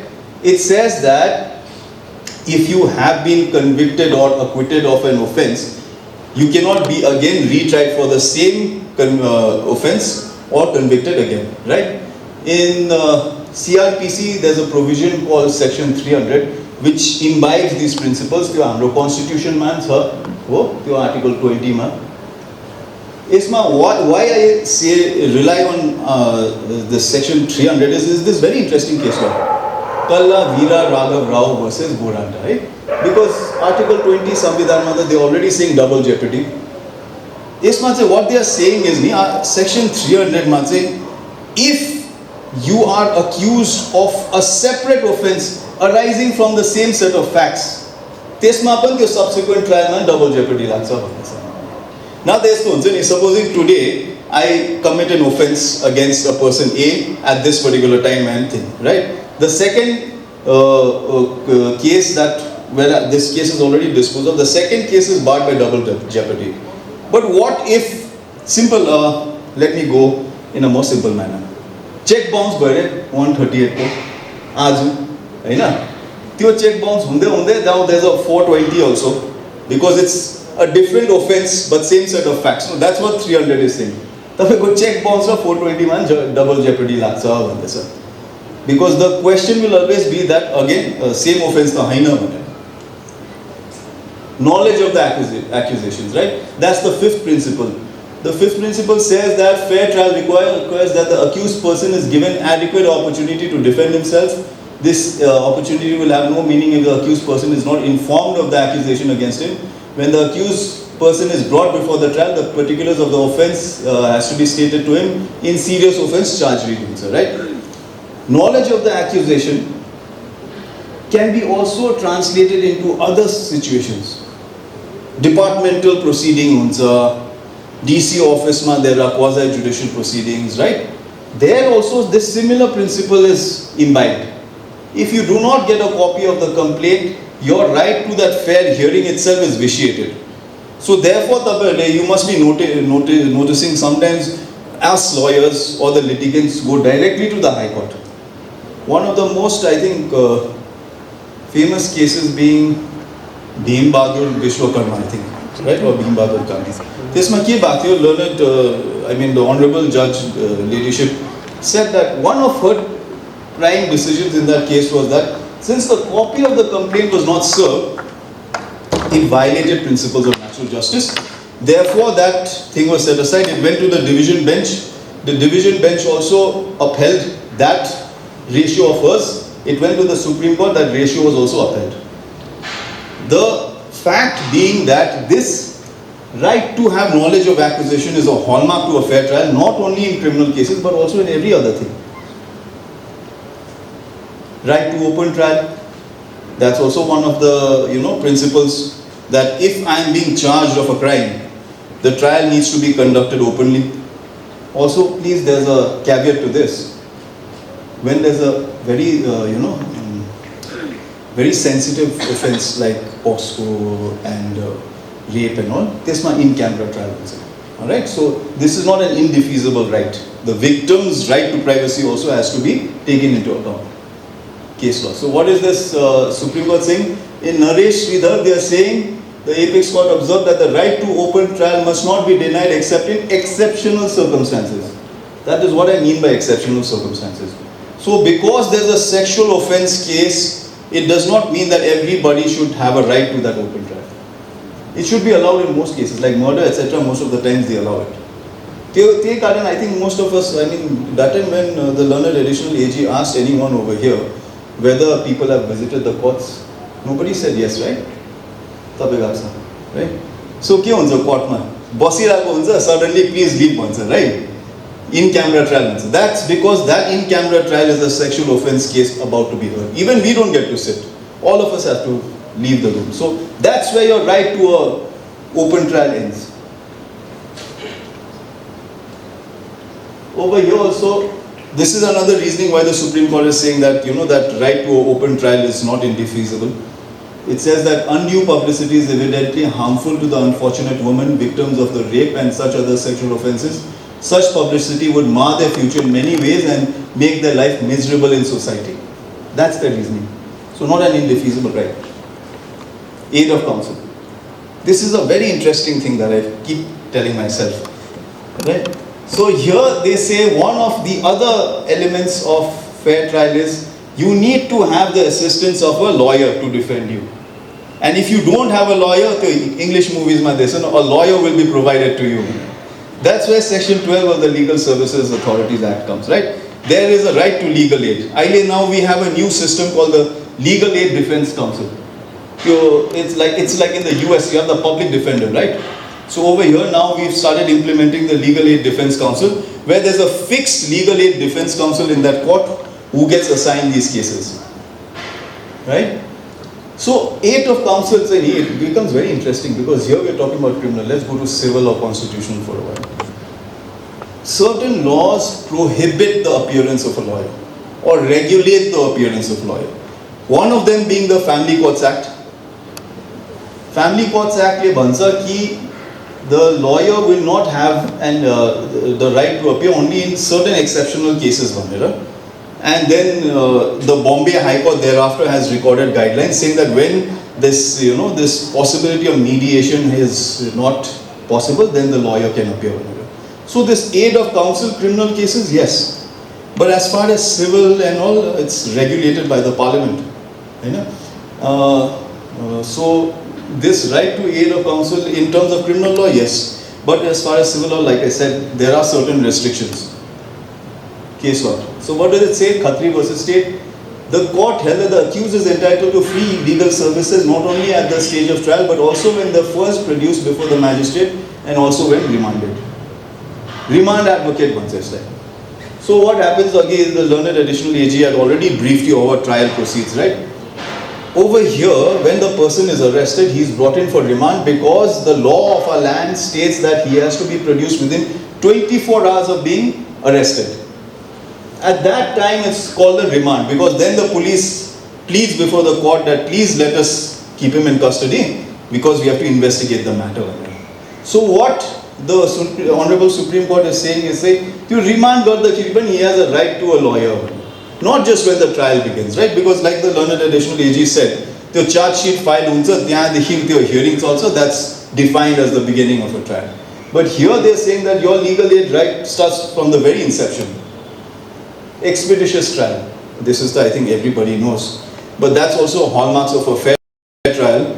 It talks about how you need to have a quick hearing, right? It's your right to have a quick hearing, but what's the on-ground situation?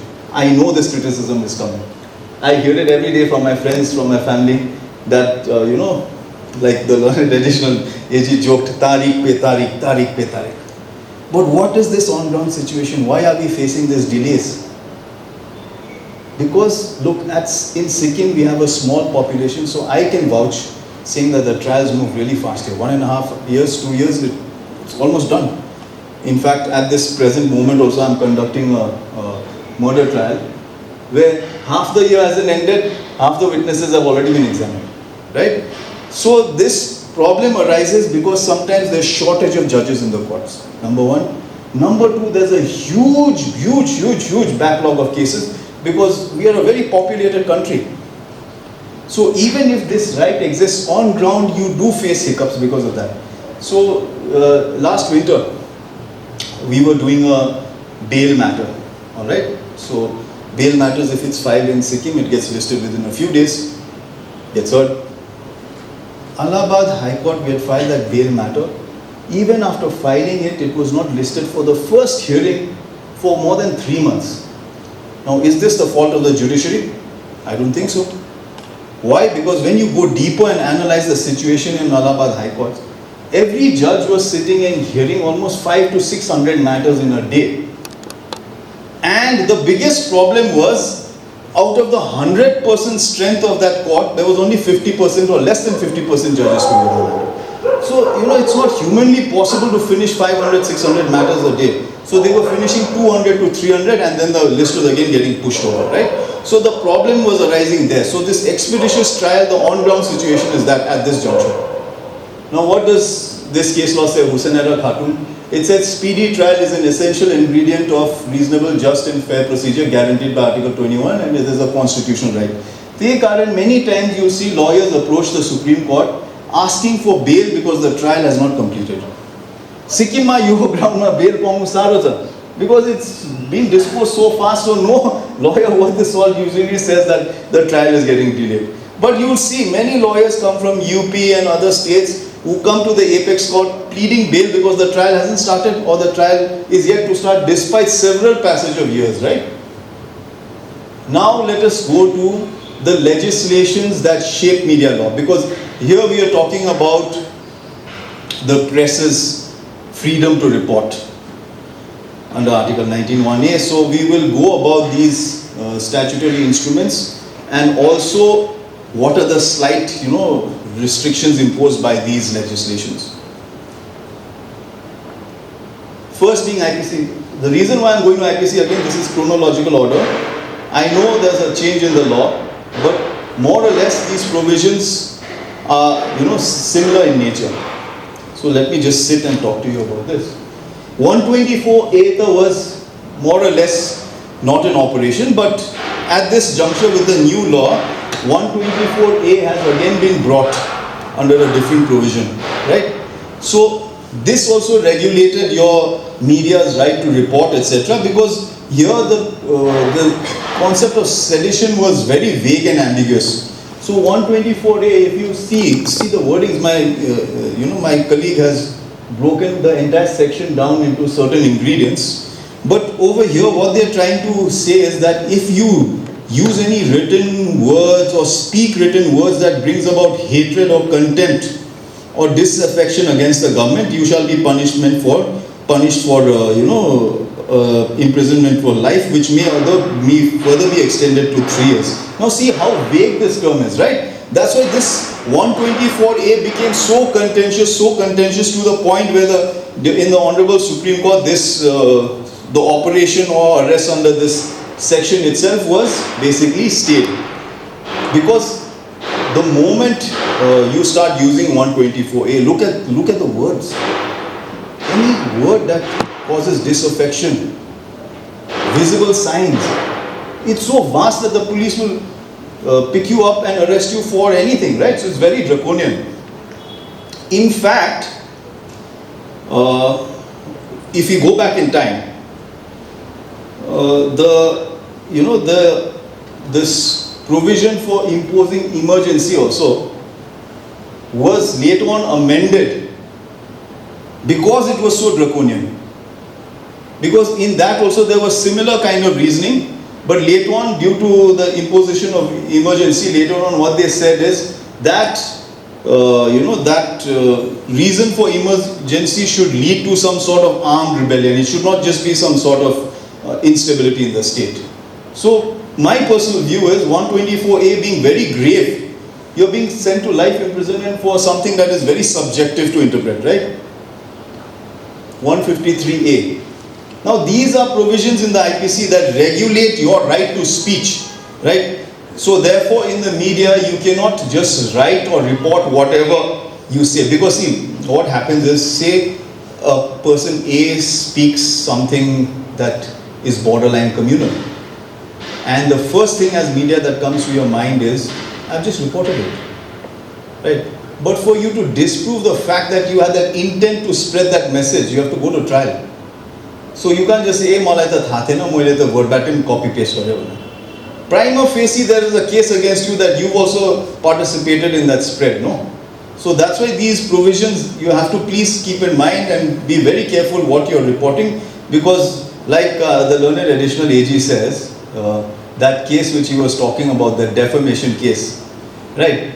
That poor newspaper was also just verbatim copy pasting him. So, but see, the Honorable Supreme Court, if I'm not wrong, and the learned trial court and the Honorable High Court were still of the view that you disprove that first. Let it go to trial. So please remember these laws, because you cannot just feign ignorance. The courts will always say, okay, fine, you did not do it willfully, but at least prove it in trial. And the punishment is in the process. Please remember that. The acquittal, court disprove, that is the biggest punishment for you, right? So next is 153A. Over here also, the moment you speak or write something that promotes some enmity between people on the ground of religion, race and birth, that's also an offense, right? 153B. So if you make some sort of imputation against a group or community that they are not very, patriotic, etc., that's also an offense.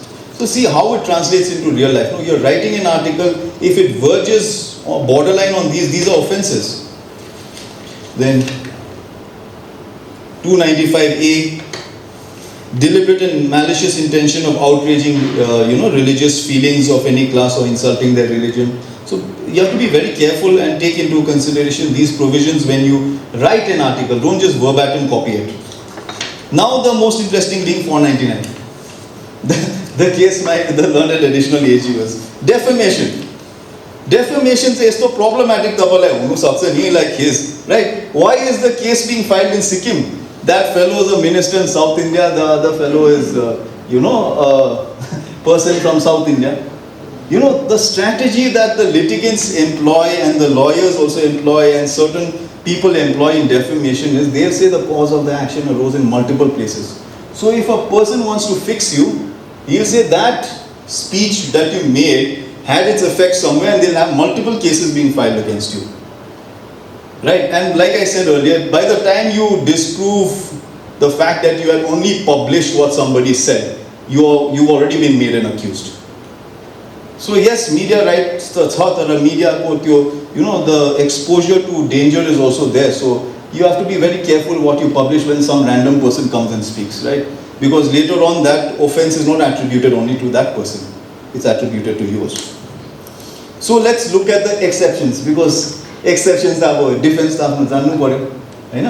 So the first exception being that if you feel that statement was an imputation made for public good and requires to be published, that is your first defense. So public good and requires to be published, right? Second is if that imputation or that statement is based on public conduct of a public servant, not his private life. So that is your second defense. Third is conduct of any person touching any public question. So again, here's something related to his conduct in a public manner, right? Fourth, publication of reports of proceedings of courts which are true. So here also, there's no restriction to you to publish what is happening in court. Ajo bail yo mansele payo leknus. Ajo esto hearing bakyo yo leknu pauncha. That's why if you see there a growth of legal websites these days like Live Law, Bar and Bench and all, because it's not a crime to publish what happened in court today. Now if you say that ajo esto bhayo tare esto yo manse go esto ho yo court le esto bhayo, then again you're borderline going towards something that is not permissible, right? Now fifth exception, merits of a case. These fourth and fifth, you'll find it in Contents of Court Act also. So what they're saying here is if the case is already decided, then you have a right to criticize the decision of the case. So that is also not defamation, right? Sixth is public performance. Like today artist came, performed quite poorly. You have every right to say he performed poorly. Because what does the sixth exception say? Merits of public performance. It is not defamation to express in good faith any opinion respecting the merits of any performance which its author has submitted to the judgment of the public. So you have every right to criticize public performance. Seventh, censure passed in good faith by a person having lawful authority. So if somebody formally admonishes a person exercising his lawful authority, that is also not a defamation, right? Accusation preferred in good faith to an authorized person, that is also not defamation, and imputation made in good faith for protection, that is also not. So please remember these 9 exceptions before you write or say anything with regard to defamation. Don't let it be like the situation the learned additional AG described, where you are verbatim posting something online and then suddenly you are party to a defamation proceeding, running to some other state somewhere because that litigant has decided to trouble you, right? So now the Telegraph Act, 1885. Why do I rely on the Telegraph Act is because they've expanded the word telegraph, please see, means any appliance, instrument, material or apparatus used or capable of use for transmission or reception of signs, signals, writing, images, sounds or intelligence of any nature by wire. So it's so vast. Although see, this is an academic discussion, I need to be very candid with you. This has been repealed by the Telecommunications Act of 2023. But what this, this Telegraph Act permitted the government to do was to license telecommunications devices, and it also allowed people to monitor and intercept communications between people, right? So, one of the provisions here that regulates your right as a press is Section 5. It says, the power for government to take possession of licensed telegraphs and to order interception of messages. Subsection 2 in particular, it says, on the occurrence of any public emergency or in the interest of the public safety, the central government or a state government or any officer specially authorized in this behalf by the central government or state government may, if it is satisfied it is necessary or expedient to do so in the interest of sovereignty and integrity of India, the security of state, friendly relations with foreign states or public order, or for preventing incitement to the commission of an offence for reasons to be recorded in writing, direct that any message or class of messages or from any persons or class of persons or relating to any subject brought for transmission by or transmitted or received by any telegraph shall not be transmitted or shall be intercepted or detained or shall be disclosed. Monitoring. So Telecommunications Act 2023, man, they have more or less put provisions like this. So this is one of the powers the government exercises to either stop your, the messages or to intercept and monitor it, right? But there's a proviso that says that press messages intended to be published in India of correspondence accredited to the central or state government shall not be intercepted or detained. So, I mean, these are draconian laws, but what should I say? Official Secrets Act. Many times you'll see this also being misused, right? So over here, Official Secrets Act ma, Section 5 is important, because what Section 5 in essence is saying is that if a person who is in possession of any document that they deem as secret, right, a sketch plan, model, etc., which is pertains to a prohibited place, he willfully communicates it, etc., then it's an offense. Now further what they've done is that even receipt of that voluntary, that message or secret communication, shall also be deemed of an offense. So it's not merely that you should be in possession. Supposing that secret communication is given to somebody else and that person voluntarily receives it, it's an offense. Now how do we relate that to the real life? There have been instances where the police, I think just a few months back or a few weeks back, some poor litigant had started filming in the, police station. Official Secrets Act, he was arrested and hauled up. It had to reach all the way up to the High Court of that state to say that recording in the police station is not an offence under Official Secrets Act. So see, in the end, law is words. It's subjective. It may be misused. But by the time it's misused and you've proved it, you've already faced the problem. So that's why it's important that I felt that you should know about all these provisions that regulate your rights as media personnel. Right? Now your other right, if it's Section 5, Universal Declaration of Human Rights, Constitution of Article. Now these are your rights, right? The Learned Additional AG also talked about it. The UDHR itself in 1948, it was an international document and India also signed it. So there also they say that as press, you have a right, Article 19. Okay, yeah, it's not added, but so Article 19 of this UDHR says, everyone has a right to freedom of opinion and expression. This right includes freedom to hold opinions without interference and to seek, receive and impart information and ideas through any media and regardless of frontiers. So this is one of your rights as media personnel. 1918, now everybody knows, oft repeated term. RP Act, right? So RP Act mapani, there's some restriction to your media reporting. That's under 126 and 126A. This fixed time during the poll, you're not permitted to report or advertise, right? Especially your 126 ko B bane, if it says you cannot display to the public any election matter by means of cinematograph, television or any other similar apparatus. Exit polls, everyone knows. 126A was specifically added because a lot of our jingoistic national media tends to use to do exit polls to influence the decision, right? So there's a strict timeline that is provided where you cannot do exit polls. Contempt of Courts Act.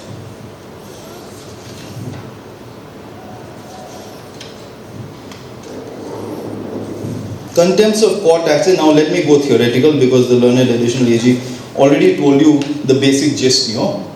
So contempt of courts ACMA, there are two kinds of contempt. Criminal and civil contempt. As of now, I'll be only talking about criminal contempt because civil contempt is when you don't obey the orders of the court, etc. Criminal contempt has a wider meaning, okay, see. It defines criminal contempt as any act or publication, spoken, written, visual, etc. that scandalizes or tends to scandalize the authority of any court, prejudices or interferes with the judicial proceeding, obstructs or tends to obstruct the administration of justice in any way. Very wide term, very wide. Anything, right? So it can be any instances. Say for example, today I go to a court proceeding, sit in the back of the courtroom. Suddenly I stand up and start shouting, etc. That would also fall under Contempt of Court Act because you're scandalizing the authority of a court.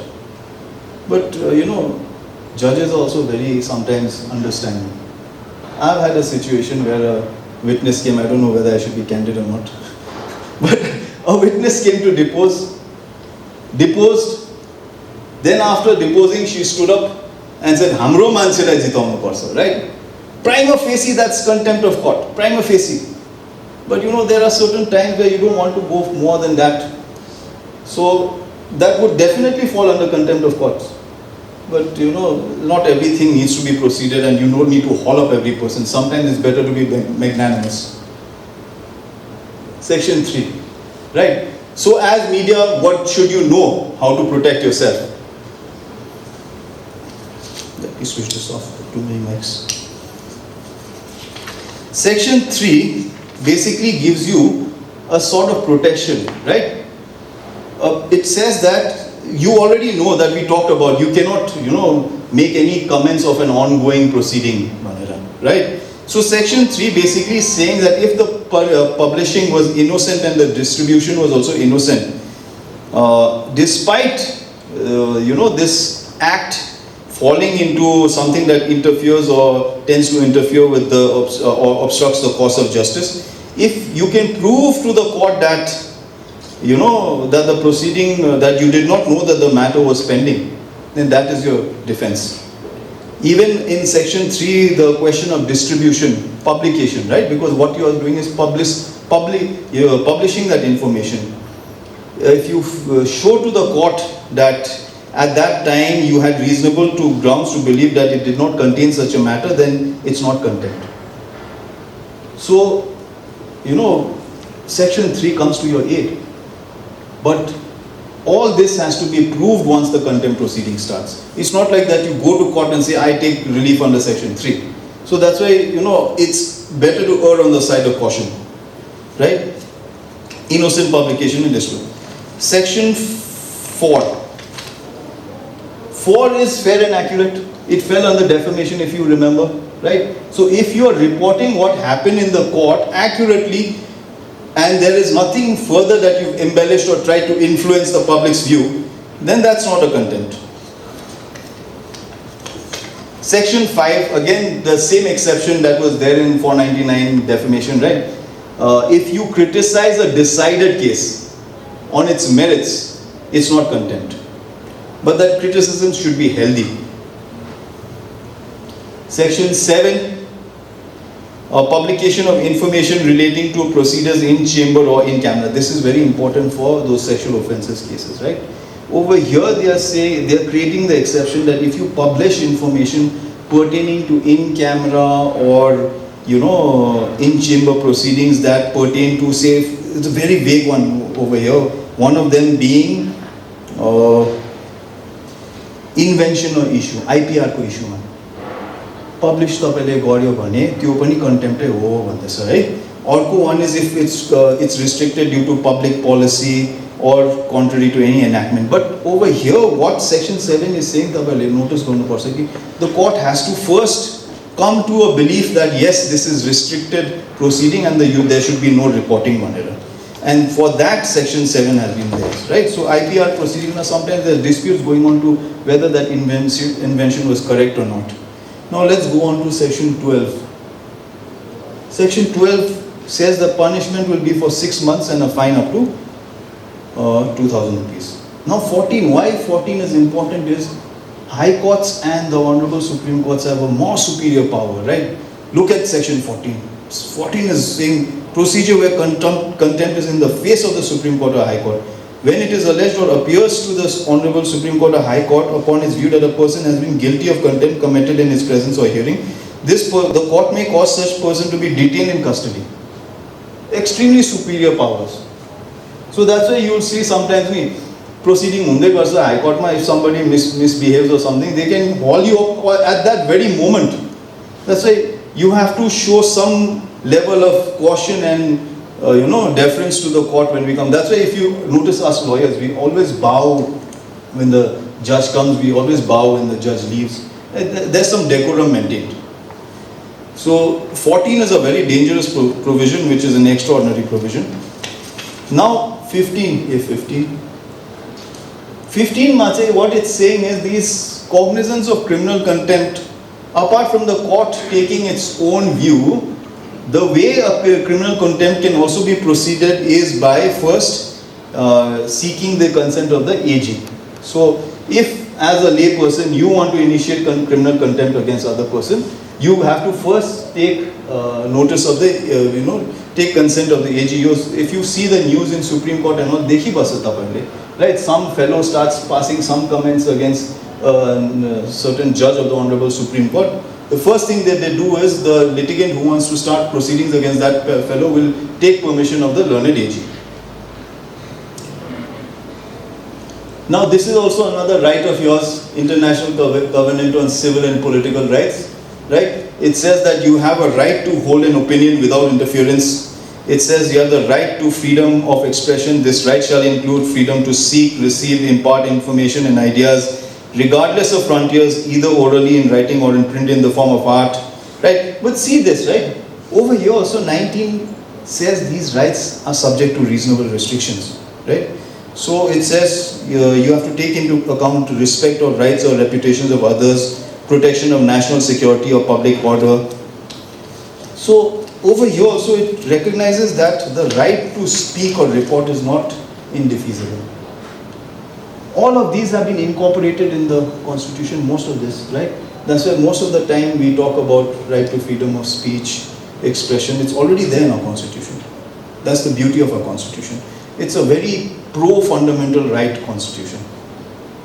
Parliamentary Proceedings Protection Act, right? So here also they say you will not be in breach of privilege if you report the proceedings of the Parliament accurately.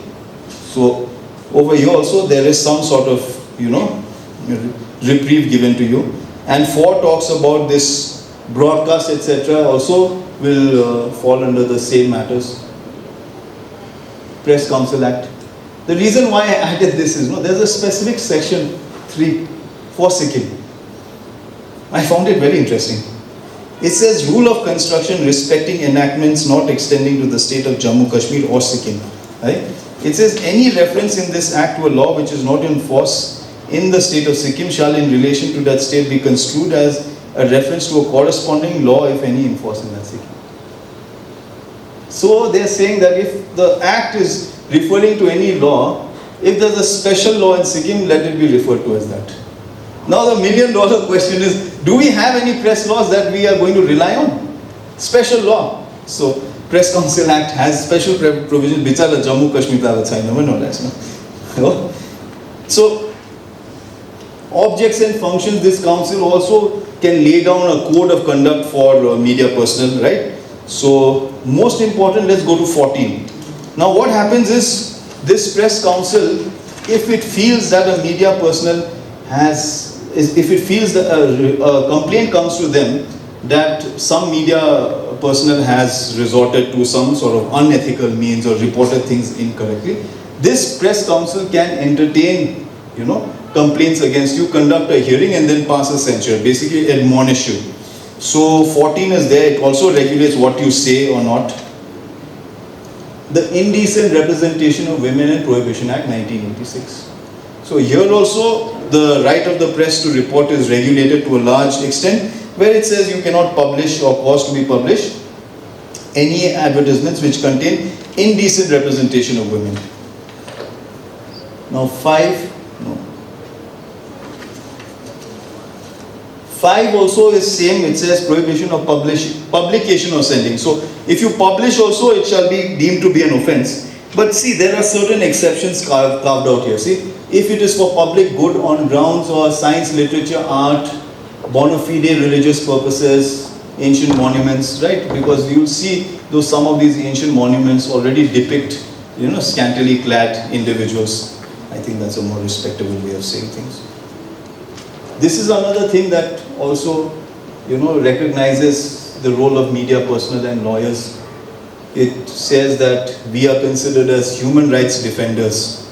So this declaration legitimizes the efforts that media personnel also put. Right? This was made during the context of the Cold War, East-West. A lot of background stuff was happening. The Prasar Bharati Broadcasting Corporation Act. So just like the BBC, here we have the Prasar Bharati. Prasar Bharati ma, why I added this is, if you see 23, no, the central government can again give directions to regulate the broadcasting of Prasar Bharati. Right? So one of them being preservation of public order, sovereignty, unity, and integrity of state. So all these things, there is some level of regulation. It's not an unhinged, unchanged machine that the media can do whatever it wants. So when you cable television also same thing. If you see the reasoning, most of these acts talk about this only. The regulation happens due to sovereignty or integrity of India, security of India, friendly relations with India, public order, decency or morality. So over here also in this cable television regulation act, they can prohibit or regulate. Now IT Act. IT Act 66A has been struck down, okay? But I'm still going to talk about it because these were all the laws that were regulating your media. So 66A, if you see the wording, it's very vague, right? So it says any person who sends by means of a computer resource or communication device any information that is grossly offensive or has menacing character, or any information which he knows to be false for the purpose of causing annoyance, inconvenience, danger, obstruction, etc. So it was made a punishable offense. It was being misused widely, right? So the Honorable Supreme Court in Shreya Singhal Bane judgment ma, they struck this down. So 66A as of now is not operational. 66E. So this is an offense that is punishable. So if you intentionally and knowingly capture, or publish or transmit images of a private area of a person without their consent, this is a violation. So many times the reporter, sometimes accidentally you might post a picture. So please take due precaution, right? 67. Publishing, a punishment for publishing or transmitting obscene material in electronic form. Whoever transmits or publishes or causes to be published something that is indecent according to the legislature is also punishable.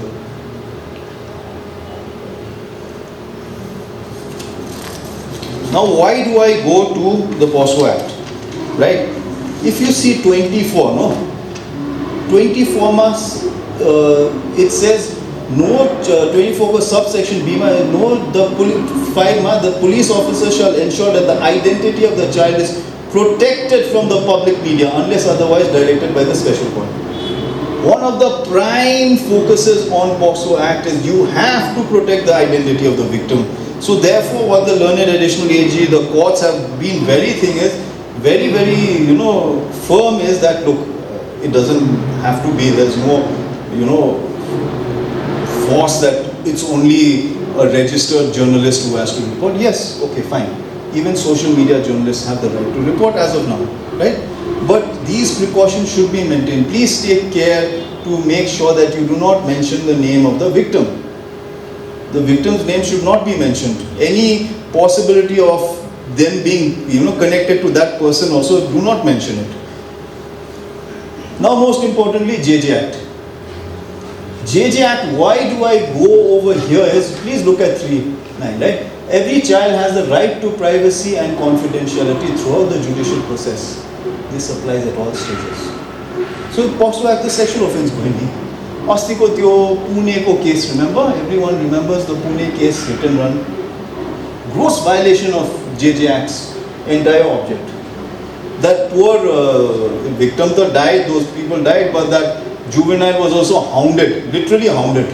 Right, so this confidentiality had to be maintained, but unfortunately, the media did not conduct itself in a manner that was correct. Right? Now, why do I rely on 6? 6 is very interesting. 6 says that if the offence was committed by an adult during the time when he was a minor, he will be treated as a juvenile minor. So there are instances, in fact, I did one case where the accused had been, taken to trial, he was convicted, an entire trial happened and he was tried as a major. Eventually when the brief came to me, I went to High Court. The first thing I saw is that he was a minor when the offence was committed. Thereafter the High Court, noting that, set aside the conviction and let him, sent him back home to his mother, taking note of the JJ Act. So the reason why I say that is right to fair trial now. Accused Paniko, he has a right, not just the victim. So if the JJ Act is also talking about privacy and confidentiality, please make sure that do not just post any random picture of the accused, do not mention his name, let that fellow first go through a complete trial, let him be adjudged guilty. Because yes, I can understand a lot of training has now been imparted where the victim gets all these, compliances of the law. But till yesterday, till today, I mean every day I see, you've posted the accused face, you've posted his name, his address, the whole world knows everything about the accused. But now what happens to that person if he's deemed to be not guilty? His life is ruined. Because the punishment is in the process, right? You've already punished him. You've already made him guilty. That is what everyone is saying about a media trial. You've adjudged that person guilty, which was not our job to do. Just like us lawyers, right? We do not say that our client is innocent or guilty or our client is right. What do? We present the facts, we present the law, we say what is wrong in the investigation, and it's for the court to decide. So that is one of the most dangerous elements of a media trial. See, bail.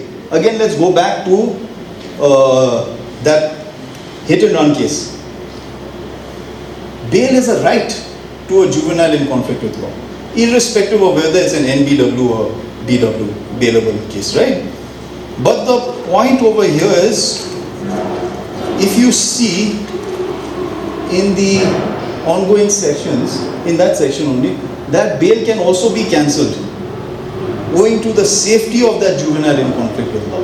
So it's a very new kind of jurisprudence that, the parliament has created for juveniles in conflict with law as opposed to adults, right? Adults bail they give you bail based on the triple test, whether there's prima facie case against you, whether you'll tamper with witnesses, whether you'll tamper with evidence, all that.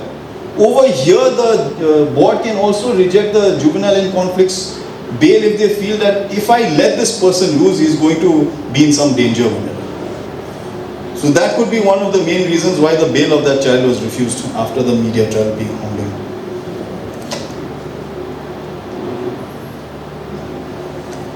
Now, see, 74 is clear, right? No media, print, online can reveal identity of a child in conflict with law, child victim, child witness. So many times the juveniles commit crime in Sikkim, I've seen a lot. So please note that 74, you should not mention the name or whether that fellow was, adult, but the offense was committed when he was young. Because in that act only, there's a provision that says those records have to be wiped out even if he's convicted later. So you've made that whole process only invalid. If you've given out the name, all that, the records remain in the social media.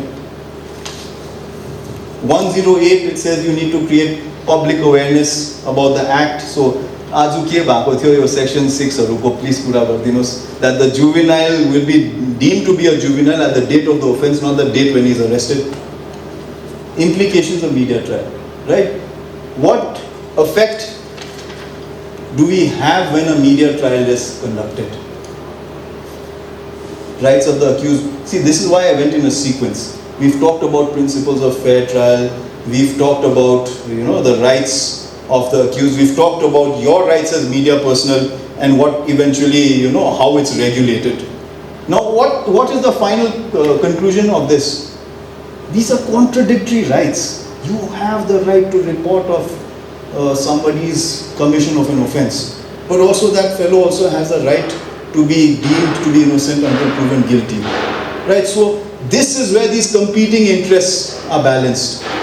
That's why media trials have to be tempered with a lot of rationale and a lot of sensitivity, because you are unknowingly or knowingly affecting the outcome of the trial. See, this is one of the most important. Talwar case, already guilty. I think there a few months back where some fellow was accused of committing an offense and murder of a child, right? The public opinion had been swayed to such an extent when the police brought him to the court, that fellow was assaulted there. I'm not saying he is innocent. I'm not saying he is not guilty. All I'm saying is the presumption of innocence and that right to a fair trial has to be done, not because, he's a special person. But if we do not do that today, there may be instances where some other person is implicated in a crime he did not commit and he still faces the same problem. So, there's a principle in law that even if one guilty person goes free, right, these other innocent people should not suffer those consequences. This is the first known media trial.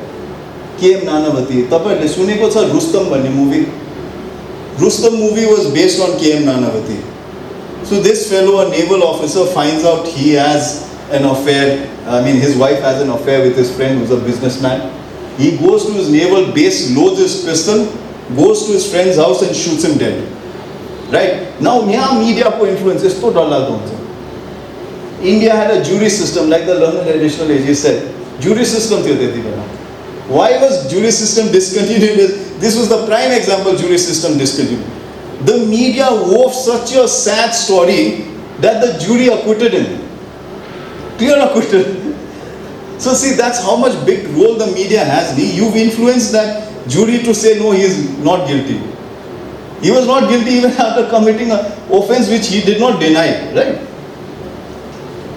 After that, see, Prema Ahuja was the fellow who died. 302 murder, culpable homicide. The Sessions Court thereafter, not satisfied with the verdict of the jury, referred it to High Court, and the Honorable High Court then, convicted him, and Honorable Supreme Court also convicted him. Thereafter, governor's pardon se bako thiyo. Oh, so see, the media can influence the outcome of a case. See, you have to understand, judges are human. Judges also read the paper, right? And what did we talk about? The right to a fair trial means that the judge has to be impartial and neutral.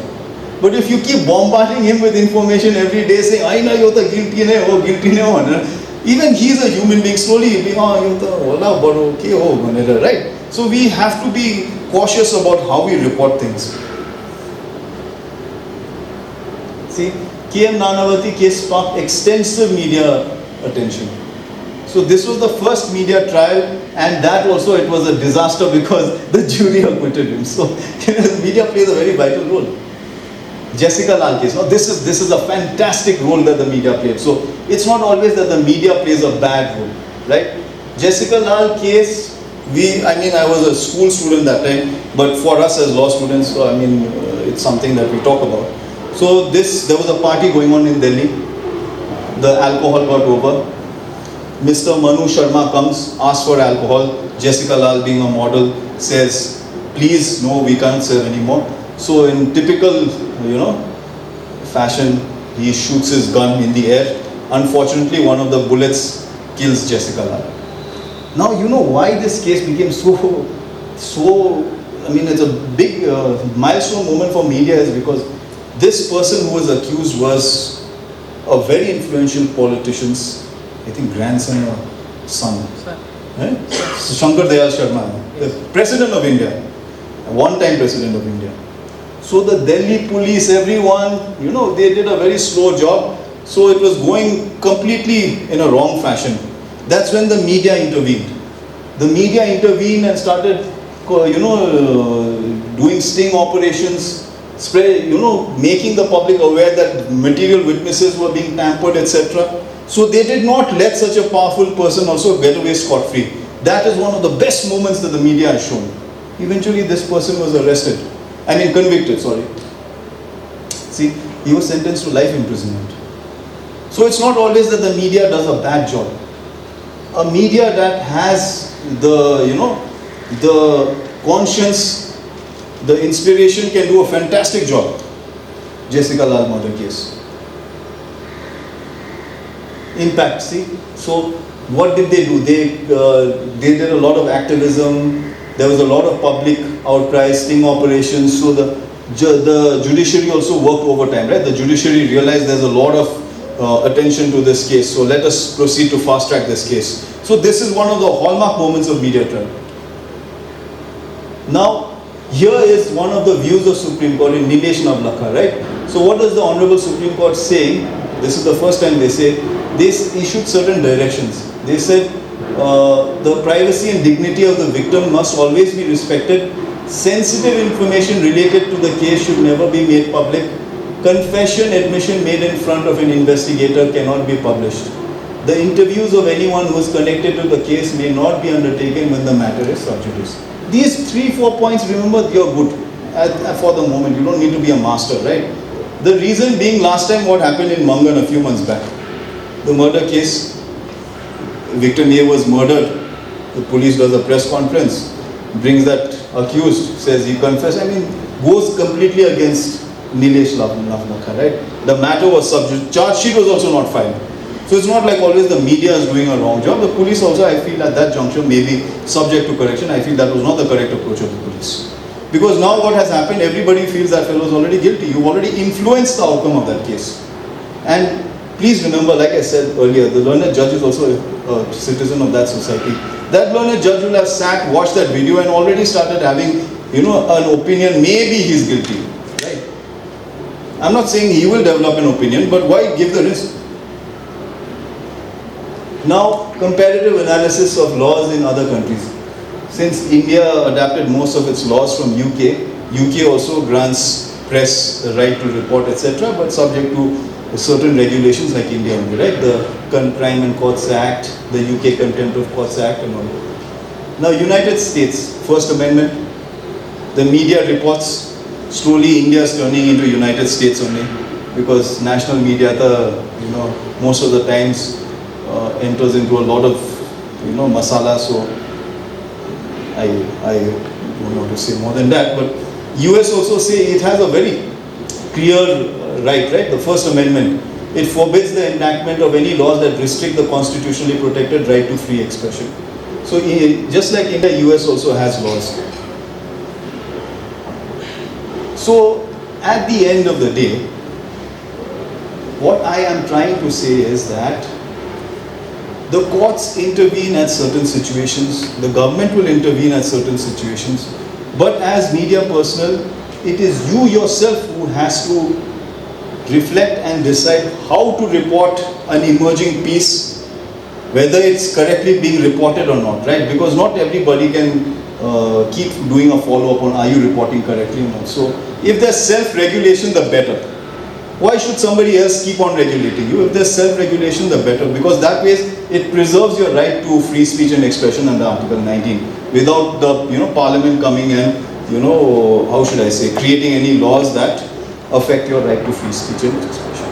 Thank you. Any questions? Yeah.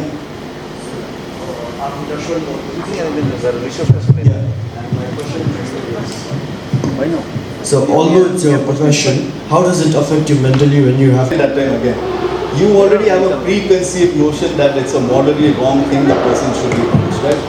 As a lawyer, we also deal with that feeling that this is a grave offense, a grievous offense. But remember, as officers of the court, we're doing a duty. We're not saying he's guilty. You may find lawyers who engage in shady businesses, but the actual work of a lawyer, like I said earlier, is to go through the material facts, go through the evidence, present it to the court, research all the judgments of various courts on what the law is on that, and present it to the court, and it's up to the court to decide whether he is guilty or not. It's not the lawyer's job. Right? So there are many instances where I've appeared pro bono for convicts because it's an appeal.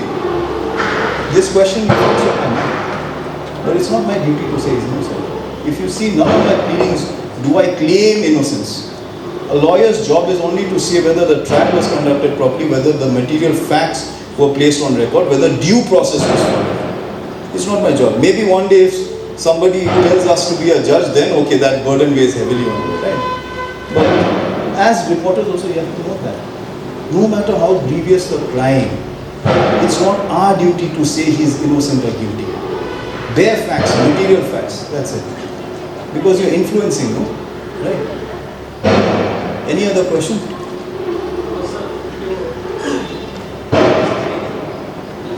Please take the mic.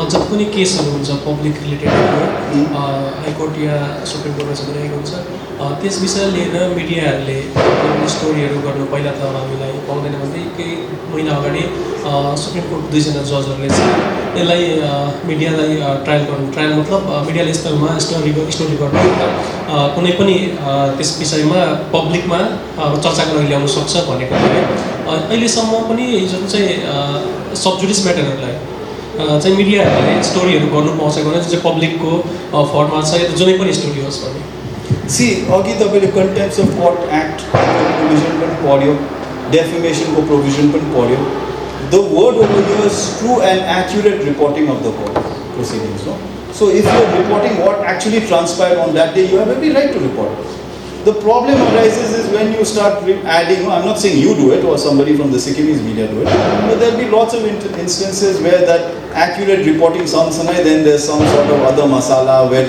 which, like I said, right, a fixed administration of justice, which is indirectly influencing public opinion. Then it's borderline again contempt or defamation, right? There's no restriction. Report गर्नु त restrictions छैन नि accurate. Confusion चाहिँ के थियो भने जस्तै भर्खर एउटा हाइकोर्ट अनरेबल हाइकोर्टले एउटा एमके सुब्बाको जुन चाहिँ टिस्टा ऊर्जाले लिएर एउटा केस दावी गरिदिनु भयो अनि त्यसकै अर्को केस चाहिँ कुन चल्दैछ भन्दाखेरि बिजेपी त्यो केसलाई फेरि अहिले पनि कोर्टमै छ अन्त यो कुरालाई लिएर चाहिँ एउटा स्टोरी हामीलाई आएको थियो यसमा पब्लिकहरू कन्सर्न हामीले लियौँ पनि तर हामी चाहिँ कन्फ्युजन के थियो भन्दा एउटा कोर्टमा अलरेडी केस चलिरहेको छ एउटा केसलाई त्यही केसलाई चाहिँ एउटा चाहिँ फेरि कोर्टले निर्णय सुनाइ गर्नु भएन अब यसमाथि चाहिँ हामीले कसरी काम गर्न सक्छ भन्ने पनि छ तपाईँको यस्तो छ नि अघिको त्यो ल तपाईँले राम्ररी हेऱ्यो भने नि डिसाइडेड केसको मेरिट्स तपाईँले क्रिटिसाइज पनि गर्नु पाउँछ होइन हेल्दी क्रिटिसिजम ongoing case को true and accurate reporting गर्नु पर्यो so if the MK Subba case was disposed of you had a right to report on the merits of the case that was disposed of but now however like I understand what you're saying MK Subba case is so interrelated to the Chitentashi case that it becomes dangerous so that's where you only have to exercise discretion you have to take into consideration legal opinion from lawyers to what extent you can report right okay any other question Hello. IPF खाली mode of information disseminate गर्ने मात्रै हो कि अनि प्रायः जस्तो चाहिँ यो डिपार्टमेन्ट्सहरूले चाहिँ हामीलाई प्रेस रिलिज पठाउँछ अनि प्रेस रिलिजमा चाहिँ एज पर द हाम्रो रुल्स एन्ड रेगुलेसन चाहिँ के छ भन्दाखेरि त्यसमा एडिसनहरू गर्नु पाउँदैन प्रुफ रिडिङहरू गर्नु पनि पाउँदैन सो त्यसले चाहिँ इनकेस त्यो बादमा पब्लिक के भन्छ केही इन्ट्रेस्टमा चाहिँ त्यसले केही डिस्टर्बेन्स ल्यायो भने चाहिँ वेदर द डिपार्टमेन्ट त्यो लाइबल हुन्छ कि जसले पब्लिसिटी गर्यो त्यो प्रेस रिलिज गर्यो उयो हुन्छ department Okay, if you see most of the reasoning of the parliament statutes, right? Even like the case the learned additional AG was talking about, right? Till the time you proved that you were merely a intermediary publishing what somebody else says, right? The damage is already done. Okay, if you see most of these laws, they have a connecting dot, right? In the end, laws have a connecting dot. Yeuta the bold name and say that he's already in problem. The other person is the guy who publishes verbatim what he's saying. At that time, by the time you prove that when you published it, you had no ill will or you had no criminal intent, you'll have to go to court to prove it. That's the prime example of the learned additional ages case. When the publisher published it, he published it verbatim. He had no ill will, right? But by the time he said, "Mo quash karsu your case, trial court, my high court, my Supreme," all three courts were of the same belief. You prove it, right? So by the time you prove it, you've already faced the punishment of the process. You prove it on so it's better to exercise due precaution. If you feel a press release has come as borderline contempt, even if the rules do not permit you to change it, why should you again face criminal prosecution for something that you knew that looks borderline contempt or defamation? Yes. Any other question? So protests and all keeps happening in our state, Like by the student body, yes, by other yes, people. yes. So when we report, previously I used to work with Sikkim Chronicle. Mm. So then when I used to report, I reported the incident with students, a group of 4 students protested, and then they were taken by the police,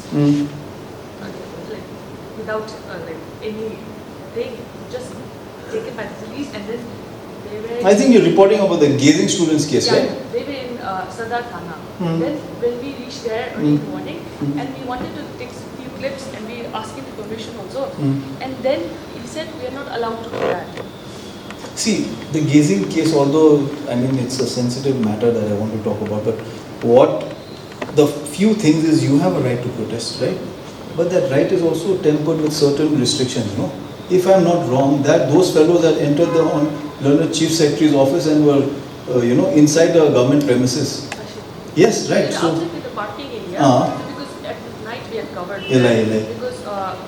So your right to protest does not mean that you, again engage in illegality. So as a reporter, are we allowed to cover the premises of the police station, or they're not allowing us? Is that right or is that wrong? See, this again goes back to that case that I was telling you about. Again, that fellow poor chap was recording in the police station. They hauled him up under official secrets act. There's no per se restriction, and that was what the Honorable High Court was also of the view.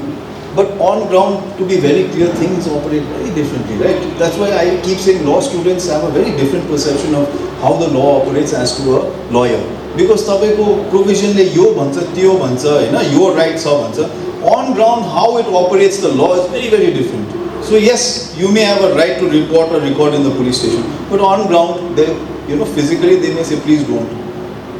It's in the end for the learned court, the honorable courts to interpret to what extent those rights are there.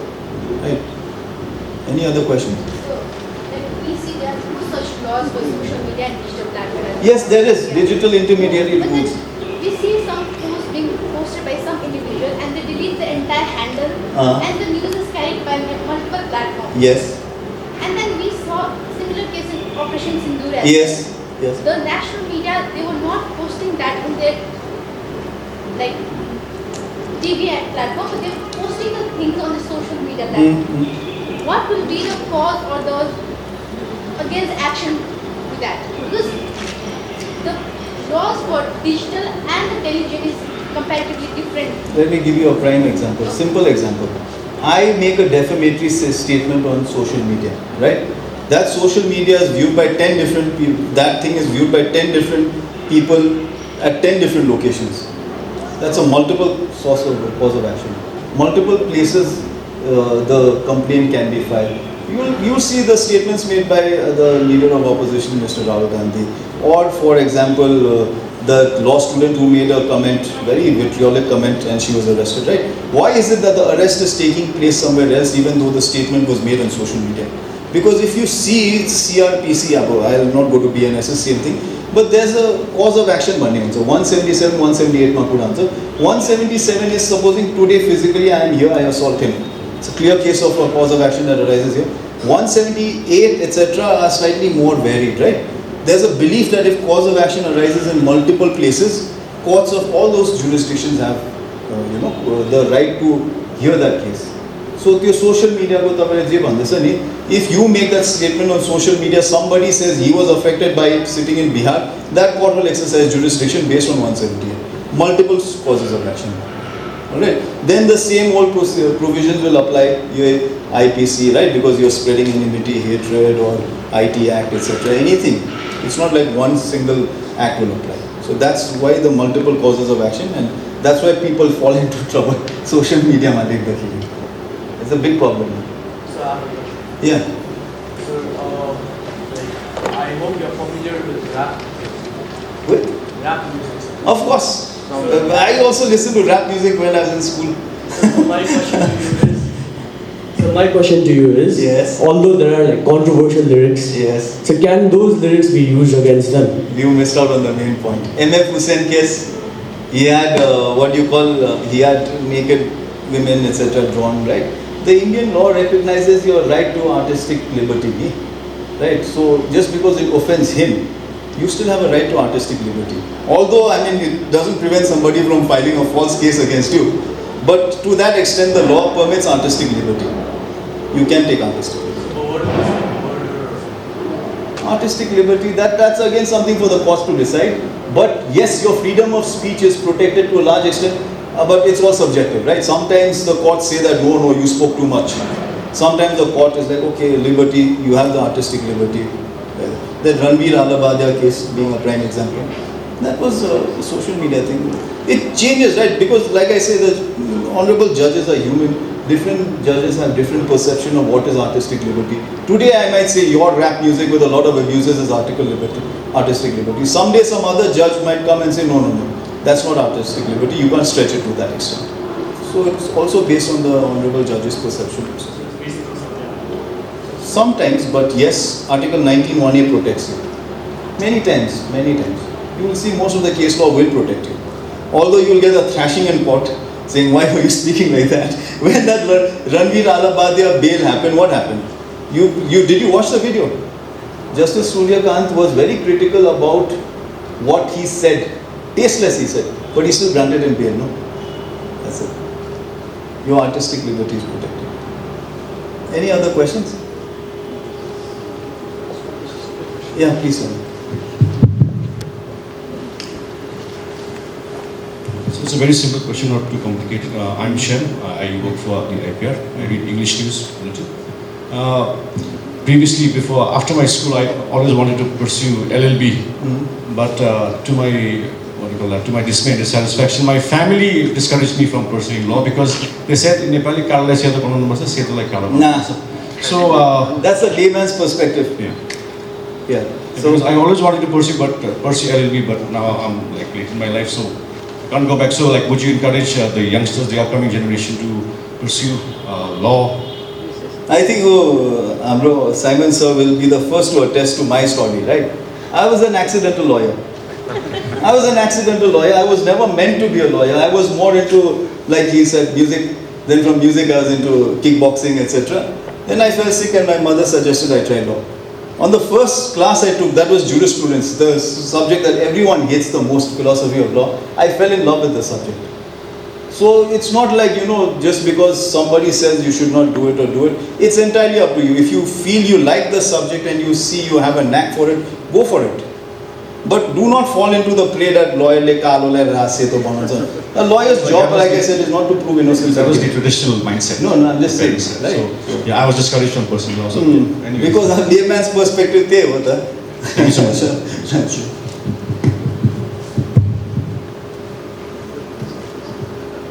Any more questions?